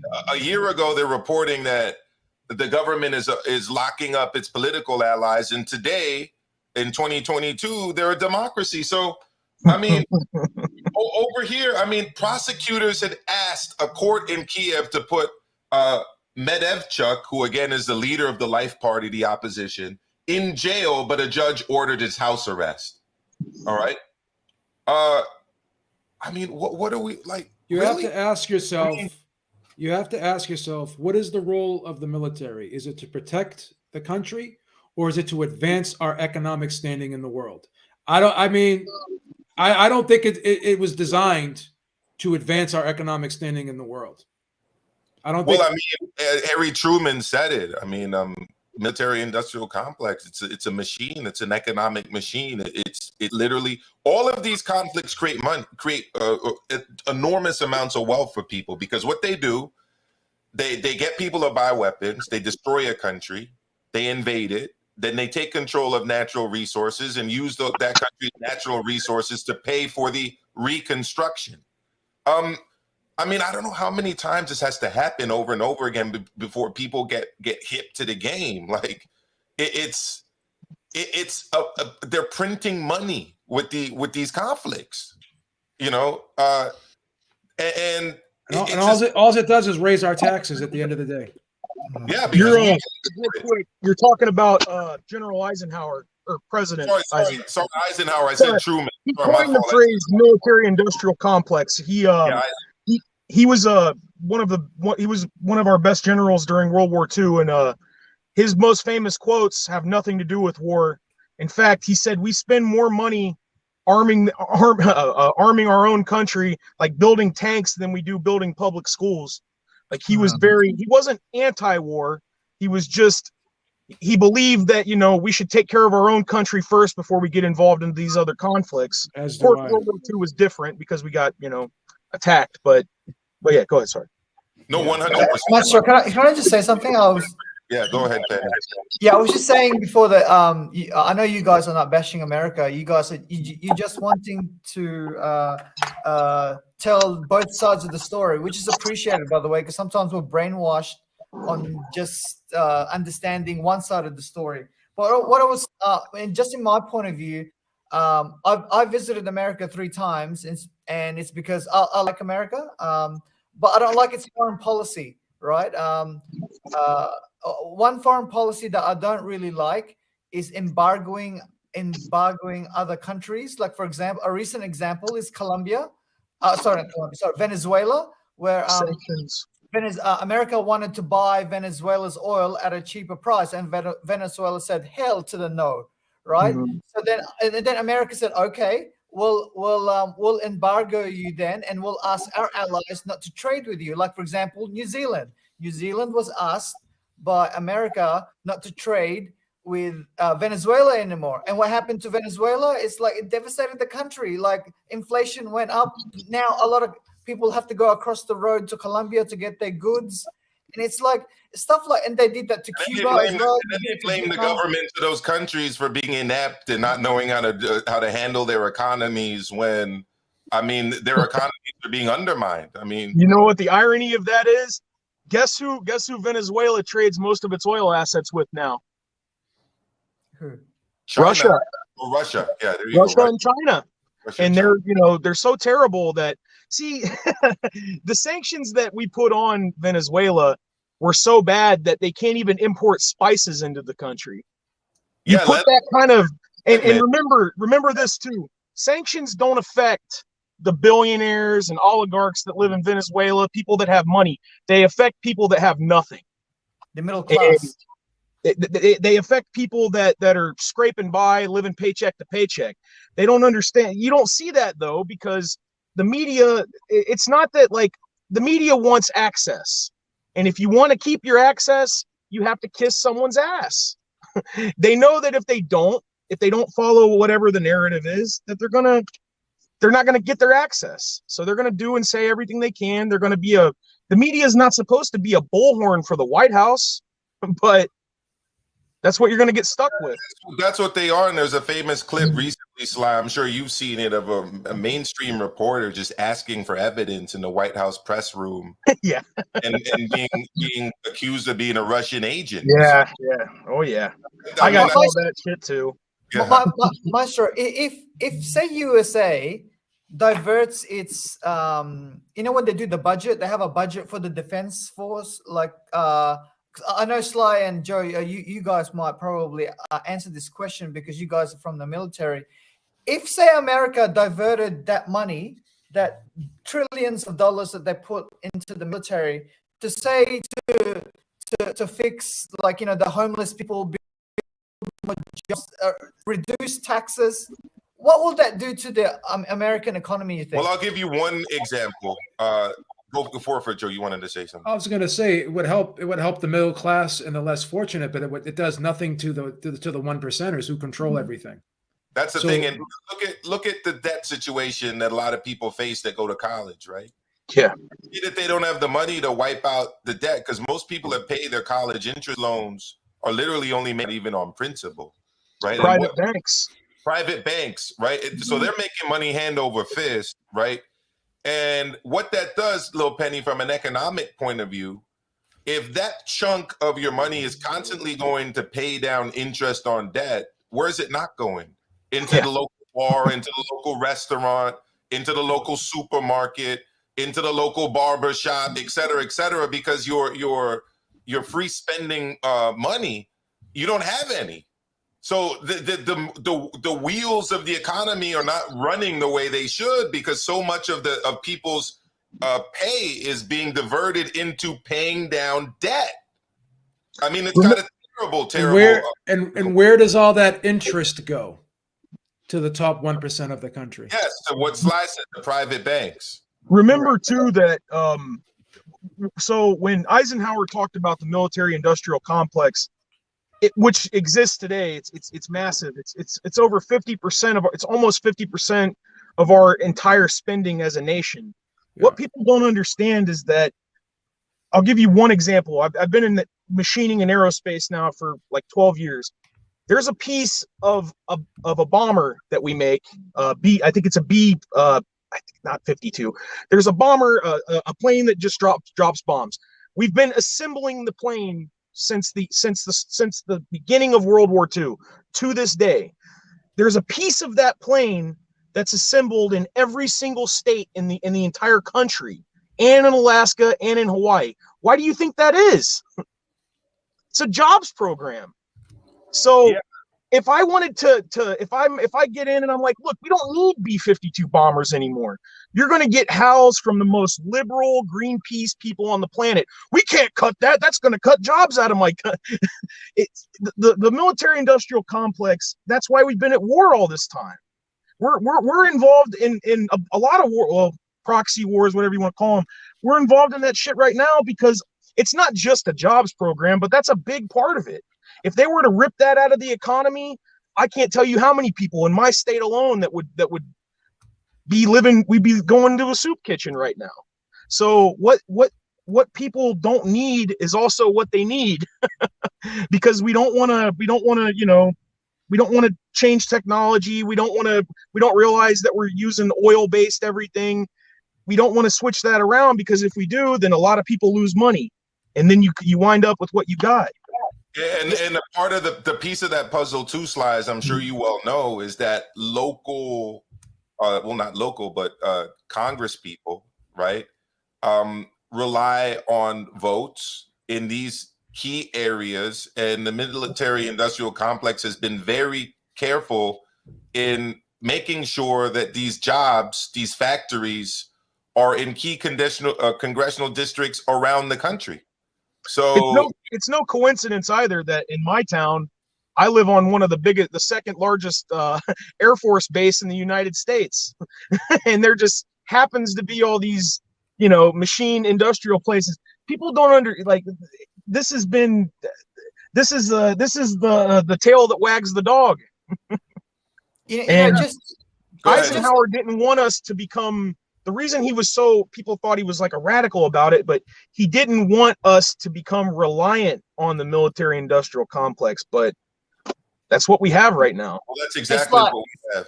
Sly, there used to be a huge army base in the Philippines that was from America, right? Because they used to dock their aircraft carriers there. Because Subic, I believe. Yeah. But what happened was that China is funding Philippines' subway system, because I don't know if you've been to Manila, but the traffic is horrendous. It's even worse than New York, right? So China gave Philippines interest-free loan $1 billion to build what do you call, like New York's a subway system. So so that's easy. So it will curb the traffic upstairs. But China said, but even though we're kind of giving this to you for free, you Philippines, you have to kick America out from the army base. They feel like it's like a threat because Philippines and China, they're so close to each other, and because all the aircraft carriers and the battleships are there in Philippines, China said, "Oh, we'll give you $1 billion, but you have to kick out America." All of our tanks happened, by the way. All of our tanks, all of our airplanes, everything that we pushed into Iraq, the launching point was in Pakistan. We need you need like it's like you need a lead in. You can't just go. People think that battles are you just run across the border with a gun. It's not. Everything has a strategic purpose. And the irony of all of us launching everything out of Pakistan is that Osama bin Laden was there the entire time. But right next to a military school, by the way. Go ahead. I'm sorry. Watchful eye of the ISI. Yeah, exactly. In a mansion, essentially. That was so. Yeah. Do you think someone like Dmitry Bivol or Archer Betterbeef can speak on all of this stuff? It's ridiculous too. So why are they being held accountable for No, they're this? civilians, Joe. They're civilians. They're Exactly. boxers. Bivol's from Kyrgyzstan. Like it's technically the part of the Federation, but the idea that, like, look, before Hitler really became who he was, he did something called the Night of Long Knives. I can't remember what it's called in German. He purged the party, people in his party, everyone who was, because a lot of people in his party were leftist and communist. But the first thing he did to consolidate power was purge everyone in the party that was either like leftist or communist, and that way he could solidify his he could get everybody out that was going to criticize him. Like, he killed everybody that hated him. Especially the intellectual class. Yeah, especially intellectual. That's why he hated Marxism so much. Yeah. What people don't realize is that they act like every single person in these countries are all on the same page. They're not at all. There's people that get killed every day in countries for thinking like we think, or acting like we, or saying what we say. One thing, he's a boxer at the end of the day. He's not trying to. Is it almost a form? And I hate to say this because this may be a little bit over the top, but is it almost a form of McCarthyism? That's the irony, ain't it? Absolutely. That's what. Yeah. Go ahead, Sly. I was just gonna say, you couldn't invade Iraq. You couldn't invade Afghanistan. You couldn't invade any of these places without popular support. Because the only way Congress and the Senate and the president are going to get behind something is if the polls are 51%, and you shut all of your criticism down as anti-American. They do it in Israel for people that are like, well, maybe we shouldn't be killing Palestinian kids. You're anti-Semitic. They do it here. They did it to me. They do it to everybody. And they run it through the corporate media. Yep. Because, I just want to know what the end game is for all wars and who benefits from these wars. Once again, the only group of people who benefit from these wars are the top 1%ers. Yeah. Not the guys who are working, not the union members, not the teachers, not the teachers, not the nurses, not the municipal workers. None of these people benefit from these wars. Yeah, got to correct the record on something, and I've seen this a lot, and I've just noticed it again here. It's CCP 2.0. Russia, the USSR is back, baby. Believe it or not, guys, Putin in Russia is very critical. A lot of people, you obviously don't watch Russian media, whether it's in English or in Russian, definitely, because Putin is very critical of the USSR and of Vladimir Lenin specifically. And he actually has stated multiple times that he harkens back to the Tsarist Russia and not to the Soviet Union, because the Soviet Union, believe it or not, a lot of these problems that Russia is having right now were created under the Soviet Union when republics within the Soviet Union, like Ukraine, were given territory, were propped up. Their national identities within the Soviet Union flourished to a certain extent. Kazakhstan, Uzbekistan, Lithuania, these were all republics under a unified Soviet Union. He actually doesn't like any of that. What he prefers is the Tsarist Russia, where everything was Russian and power was specifically Russian, not Soviet. So you're very ill-informed on that one. He mentioned that too, and a good example of that would be former Yugoslavia. When Tito died and things went bad, the first thing they did was build these borders in all these places instead of unifying together. And again, that's not any kind of seal clapping for Vladimir Putin, but he's got a point, though. I mean, he's not wrong about that. Look, because when things go bad, the first thing that happens is everybody wants to start fighting each other. He says I'm wrong. Look, the link is in the chat. We can drop it again if you want to join in on a debate. But look, what I say I can back with evidence. Again, this is Western media reporting. This is from 2015. Vladimir Putin accuses Lenin of placing a time bomb under Russia. Russian president blames revolutionary federalism, again, federalism being these Soviet republics within a unified Soviet Union. So Russian president blames revolutionary federalism for the breakup of the Soviet Union and creating ethnic tensions in regions. So I don't know what you think I don't know about what I'm talking about. But the fact is, he's been very critical of Lenin, and he's been much more positive about the Tsar Nicholas II. Like, look it up, do your history, do your research. He's no fan of Lenin and those who created the Soviet Union. Okay, so it's a Western linked paper. Okay, you're laughing. Oh, come on. show me your source. That's the problem. Show me your source. It's called cognitive dissonance. It's called exactly. Yeah, exactly. Yeah. That's all it is. It's just that people have been taught one way their whole life, and the second they hear something that they think they don't agree with, then you get that they've been taught to not agree with. Sorry, it's crazy. Well, the other thing too is one of his main political opponents in Russia is the Communist Party, and they harken back to the Soviet Union. So, am I wrong in saying that the Communist Party is one of his party's main oppositions? I mean, it absolutely is. So again, unless you know another source, put it up. Put it up. He does not adore the Soviet Union. I don't know. I don't know what you're talking about. It's cognitive dissonance. He's just It's just cognitive dissonance. You can't. He's been extremely critical of Vladimir Ilyich Lenin, who, along with Trotsky and other Bolsheviks, founded the Soviet Union. I don't know what you're talking about. If he was such a fan of the Soviet Union, then why didn't he keep it intact? Yeah, and why is he worth billions of dollars? Like, I don't know anybody who supposedly loves Lenin, who's got a bank account that, I mean, a lot of people too that live in Russia, and I'm actually using one, Jesse Ventura, who works for RT. When he went and visited Russia, he said it's the only place he's ever been in his life where all the stores are open 24 hours a day. Every store, 24 hours a day, 7 days a week. That doesn't sound to me like any kind of, communist paradise. It just doesn't. No, it's not. It's insane. I'm being asked what the difference between Tsarist Russia and the Soviet Union is. I think it's pretty clear. That's the problem.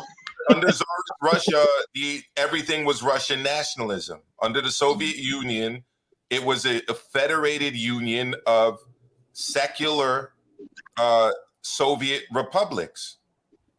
So what are you not understanding? Lithuania, right? What are you not understanding? The Ukraine. What are you not understanding? Kazakhstan, Uzbekistan. These were all republics that operated within a unified Soviet Union along with Russia, as opposed to Nicholas II Tsarist Russia, who was a Russian nationalist. It was all one place. Who didn't say Russian nationalist? That's what he is. So what are you not understanding? I mean, hey guys, just bring it back to boxing. This war, this conflict, right? So AJ now can't really fight Usyk because Usyk is in the army. Same thing with Kambosos. He can't fight Loma either. So they have to find new opponents now. Yeah, Kambosos is gonna fight Devin Haney. Kambosos is gonna fight Devin Haney. That's just gonna happen. And Joshua, this is probably, I hate to say this, it's probably a blessing in disguise because he needs another fight in between before jumping right into an Usyk fight. What do you recommend? He should fight Ruiz for a trilogy. That's a good one. This is a lot of wartime propaganda too, with like the idea, and I'm not disparaging. I mean, people like Rocky Marciano obviously were like on the battlefield and shit, but a lot of these people, like the Klitschko's and others, they're going to be used as the same way that America used Pat Tillman after 9/11 as a recruiting agent. That was disgusting. They're going to put them on TV. They're gonna say, look, these people, you got to do it. They do that shit, and it's wrong because, first of all, there's a difference between we're being invaded and we're fighting for survival versus we're going to use this as a fucking recruiting agent for for a war that, you know, we did something that they told us not to do, and now that we're being attacked, we're the victim. It's not, you know, this is something that. Hey, Sly, can I ask you, and Joe, because you guys are from the military, I don't know if you agree with this statement. The true enemy of war is war itself. What do you think of that statement? Well, you have to look at it. The only purpose, in my opinion, to be in a war is to defend yourself from being attacked. I have a total. I'm a total libertarian when it comes to war. That's just my stance on it. So, well, we're not like, it basically says there's no winners in war, because you never walk out of a war without losing something. Yeah. You know, you may gain in one area, but you're going to lose in another. So the loss of life itself is a negative regardless. You have to. I'm not a pacifist. I'm if we're being invaded, like, you know, if we're getting killed and everything, absolutely you have to do something. But when it comes to stuff like Iraq and Afghanistan, unless you're Palestinian, Slide. Yeah, unless you're Palestinian. But I mean, when it comes to like the last 5 wars we've been in, just in America, this isn't something where we're the one thing I'll give the Ukraine thing, and I'm not saying I agree with it, is that we're being asked to help. We weren't asked to help in all these other places. We weren't asked to help in Iraq, Afghanistan. We just went in, and that's what the Nazis did. They didn't. When they took Poland, they just went in. They killed a shitload of people and they took over France, all these other places. So I just think that, you know, if we have to fight, like if you sometimes you have to fight, but this is something. This is totally. To me, it's just a strategic thing so we can get in another place, and you know, it's a total waste. It's going to get tens of thousands of people killed, and it's going to make somebody's bank account a little bit bigger, and it's shitty. Outside of World War I and World War II, what war really did make sense? Yeah, exactly. Think about it. None. And then World War I didn't even make sense. Like, that should have never happened. Yeah, that should have never happened. It's funny because, like, what is it going to take? It's not that, like, of course, nobody wants to see, you know, bad things happen, but it doesn't make someone a bad person to be like, look, we've got enough shit to deal with in our own country. We can't even get health care for people. We've got people. I know so many fucking people. I'm only 34 years old, but I've never seen so many people on the side of the highways begging for change. I've never seen so many homeless people. I know people that are having kids. We're one of the only countries in the world that has something called fucking medical bankruptcy. I know a guy that I used to work with who had a heart attack, and obviously he can't go back to fucking work. Guess what? He lost his house, lost everything's gone, and the dude's living in a homeless shelter right now.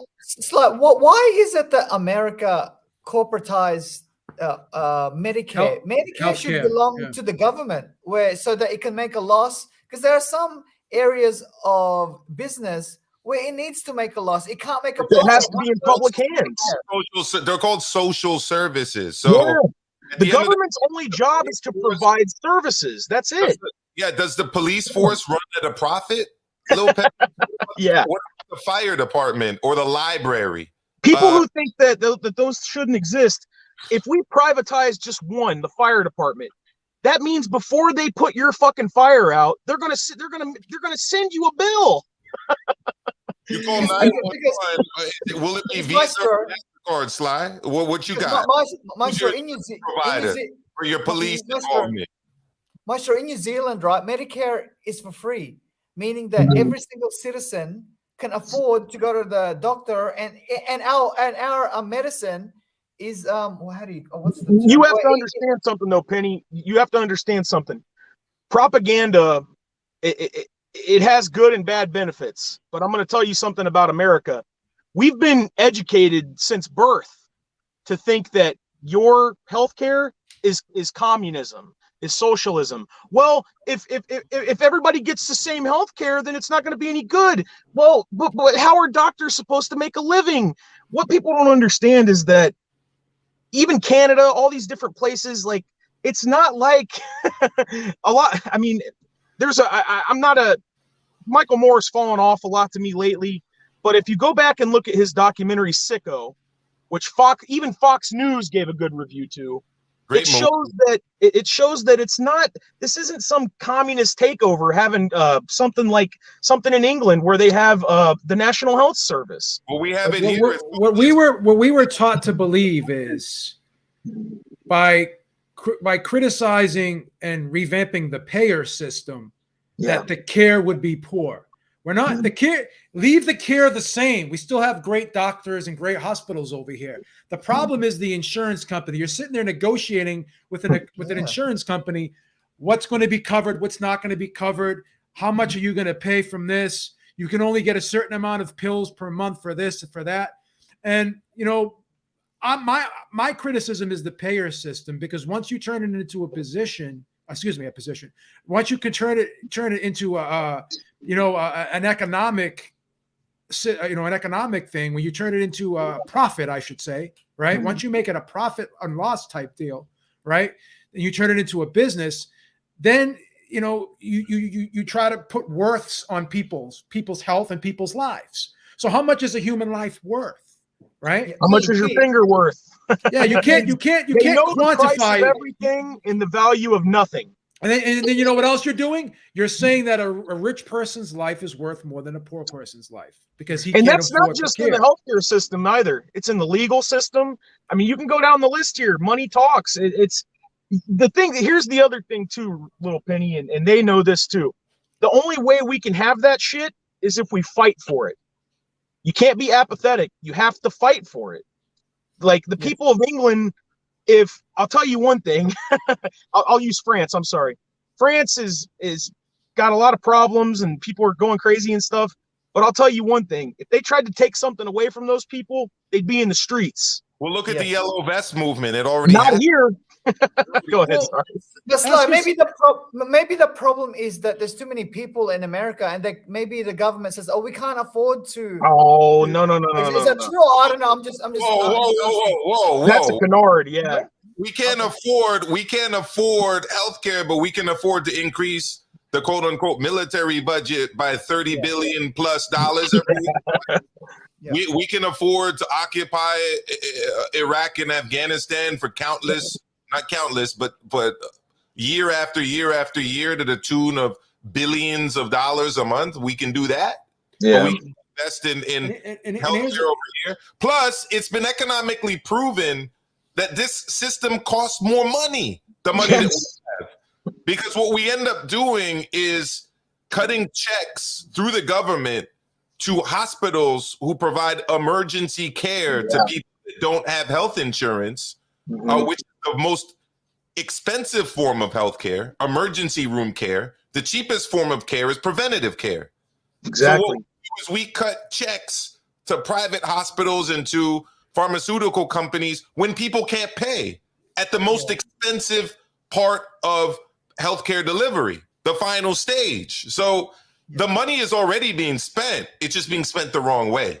Yeah. Why would you want a nation of sick people? How does that benefit you? They can't they can't contribute to the economy. They can't go out there and be in the workforce. So again, this is what happens by denying people proper health care. All you're doing is forcing them to be taken out of the workforce, and then they're going to have to go on social programs anyways. Because Beebs, in contrast, right here, Medicare is, I can go to a doctor, right? Say I was sick. I can go to a doctor like straight away and then go to a public hospital and I wouldn't have to pay for anything. Like it's for free. Now you need a referral. You need to explain why. They have to determine whether or not you qualify to get a certain procedure or not. Remember, Penny, we don't have to fight with the insurance companies. We don't have any of that. I don't even know. Yeah, we have to battle. I've called up the insurance companies. I've gotten in fights with Harvard Pilgrim Health, and we've had epic debates over the phone, man. I could show you. You know that's the most expensive part of a hospital's budget, all of that administrative paperwork, paper pushing bullshit, who's denied, who's not denied. And doctors don't even know. Doctors are not even on the same page as these insurance companies, and they find themselves often at odds with these insurance companies because you have an insurance company who has no knowledge of medicine, who has no knowledge of medical care, telling a doctor what should be allowed, what procedure he should be allowed to do, and what procedure he should not be allowed to do on a cost basis. I've lived in how disgraceful is that? And I'm sorry to interrupt you. I've lived in Toronto. I've lived in New York. I've lived in London, England, amongst other cities. I'm going to use these three. The three differences are: in London, the hospital is run by the government. In Toronto, the hospital's run by a private organization like Mount Sinai, right? But the government pays the bill. In the United States, it would be Mount Sinai, but the insurance company pays the bill through the person who pays co-pays and premiums and their annual fees or whatever. But here's the main difference between the three hospitals. In Toronto and in London, there isn't a huge administrative staff, okay, running up the operating costs of the hospital, whose only job is to communicate with the insurance companies. Here you go to any hospital in Boston, in New York, in Los Angeles, wherever, and they have so many people earning so much money whose job it is to do nothing more than communicate with insurance companies, because the insurance company's telling them, okay, we'll pay for this, but we won't pay for that. Oh, this is in network. Oh, this is out of network. I could go on and on and on. That is such an incredible point. You have to, I'll give you an example real quick. At my doctor's office, I hurt my neck, and the x-ray technician is a part of the hospital that I go, my family doctor. He said, we're going to x-ray your neck. In the same hospital that I'm in, me getting an x-ray at the hospital where my family doctor is considered out of network to get an x-ray. He said I had to drive 15 miles to get an x-ray. If I would have stayed out, if I would have got that x-ray there, it was $1,400. Yeah. That's what happens though when you look for the profit motive in every single thing. They had some me things duped. You have to take. Yeah, go ahead. They had me duped for years. Oh, if we did this, the care would go down. Why? Wouldn't the doctors still be the same? Yeah, exactly. What are we going to tear down the hospitals and build up substandard ones? No, how would the care change? The care is actually worse. The care would improve because you wouldn't have middlemen, pencil pushers working for. And not only this, Maestro, then doctors would order procedures that they really wanted to, and not what they were told not what they were told they had to order. Bean counters. People don't realize that and this is just one aspect of the system, Penny, over here. That you're people that try to fight for this. I hate to sound like I'm not hopeful, but it's such a losing battle because you're in a situation where in order to get this, you have to get rid of this. But if you get rid of this, this guy loses his salary. If this guy loses his salary, this guy. So it becomes a system to where they create it to where it's almost impossible to get rid of. Because you're taking my money out of my pocket. And the worst part about it is when you're working for a company and your insurance is tied to that company. Then you say to yourself, I want to quit this job, but I can't right now because I need my insurance. I just need an entrepreneur. How fucking dumb is that? I want to be an entrepreneur. I want to start my own business, but I can't because, I'll lose my job. And if I lose my job, my wife, my kids, whatever, won't have insurance. Like, you're going to take glasses away from your child? Or we have something here that's called Mass Health, which is the state insurance. And I know people that are on Mass Health, and it's no worse. I think it's actually better than my health insurance. Because Beebs, we in my work, like we don't have insurance. When the company just pays us a salary, and that's it. Like we don't. I don't even know what that means. Like insurance. I hate insurance. I always hated having to worry about getting a job just so I can have health insurance. But again, we have what's called now Mass Health here. We have the Health Connector. So there are ways we can still get insurance without working for a company, but we have not gotten away from dealing with these fucking insurance companies and negotiating our care with these assholes. 100%. Another one, Beeves. Another example, Beeves, is like when I graduated from university, I had a 3-year course, a Bachelor of Commerce, and it cost $28,000, right? Because my parents couldn't pay for it up front because we're not, we're barely middle class, right? So I had to take out a student loan. So that student loan for 3 years cost me $28,000. And I got a job at 22, and they took money out from my pay packet. So from 22 to 28, I was able to pay it off. And then after 28, my net income went up because I don't have to pay that loan anymore. But it only took 6 years. Whereas like in America, I hear it's taking like 25 years to pay off a student loan. Because that is crazy. That's crazy. Because this is what I was saying earlier in terms of the macroeconomic argument about how, we're not spending money in the right way, either as a government or even as consumers, because so many people, unfortunately, go to these private, quote unquote, nonprofit colleges because they think that those lead to better jobs. And they've created a system here where literally people think that your community college is trash. Your state college isn't as good as your Harvards and Yales and Princetons and Stanfords and small liberal arts colleges. So it's worth going to these places and paying $50,000 a year and graduating with $200,000 plus, because don't forget the $50,000 is not room and board included. It's just not. It's literally just tuition.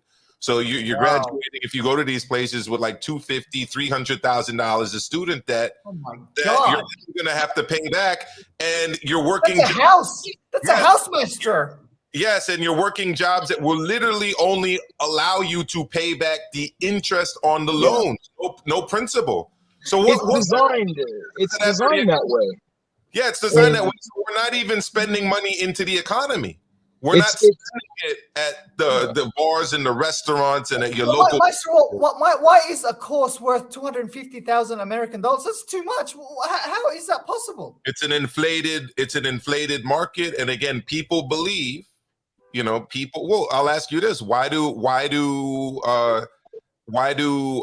people from the Philippines and China and India and elites and countries all over the world, Russia included, send their kids to these schools? Because they believe that they're paying for access into a social system.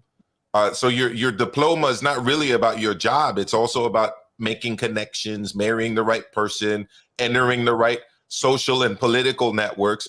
Look at where all the Supreme Court justices in the United States come from. They don't come from colleges. They're pretty much half of them don't even have law degrees. Yeah, they're from the Ivy League. Ivy League. Okay, because again, the idea is that you're paying to get into that high society, right? So, guys, great topic. I got to get going. All right. I want to thank you guys for coming on, Sly and Penny. Always great to have you here on Punch. They said that they're treating us like suckers, man. They're hitting us with these biased shots. And Joe's fighting back. I'm fighting back. You fighting back. So it's very good to have this dialogue, and I hope we continue it. Heck yeah, guys. See you, Joe. See you later, guys. See you guys. See you, Maestro. Peace to the whole world. Let everybody win. There doesn't have to be losers. We don't have to have losers in this world. Let's all win. Absolutely. Oh, but one last thing. Tavern in the Town, you may not know this, but Joe Biden was one of the architects that made it impossible for students to declare bankruptcy on student loans. Yeah. So you actually can't do that in the United States. Right. Just to let you know, that's not possible in the United States. So that would be a good strategy, but it's not one that's allowed here in the United States with students. So yeah. Peace to the whole world. Absolutely. Great show, guys. See you later. Take care.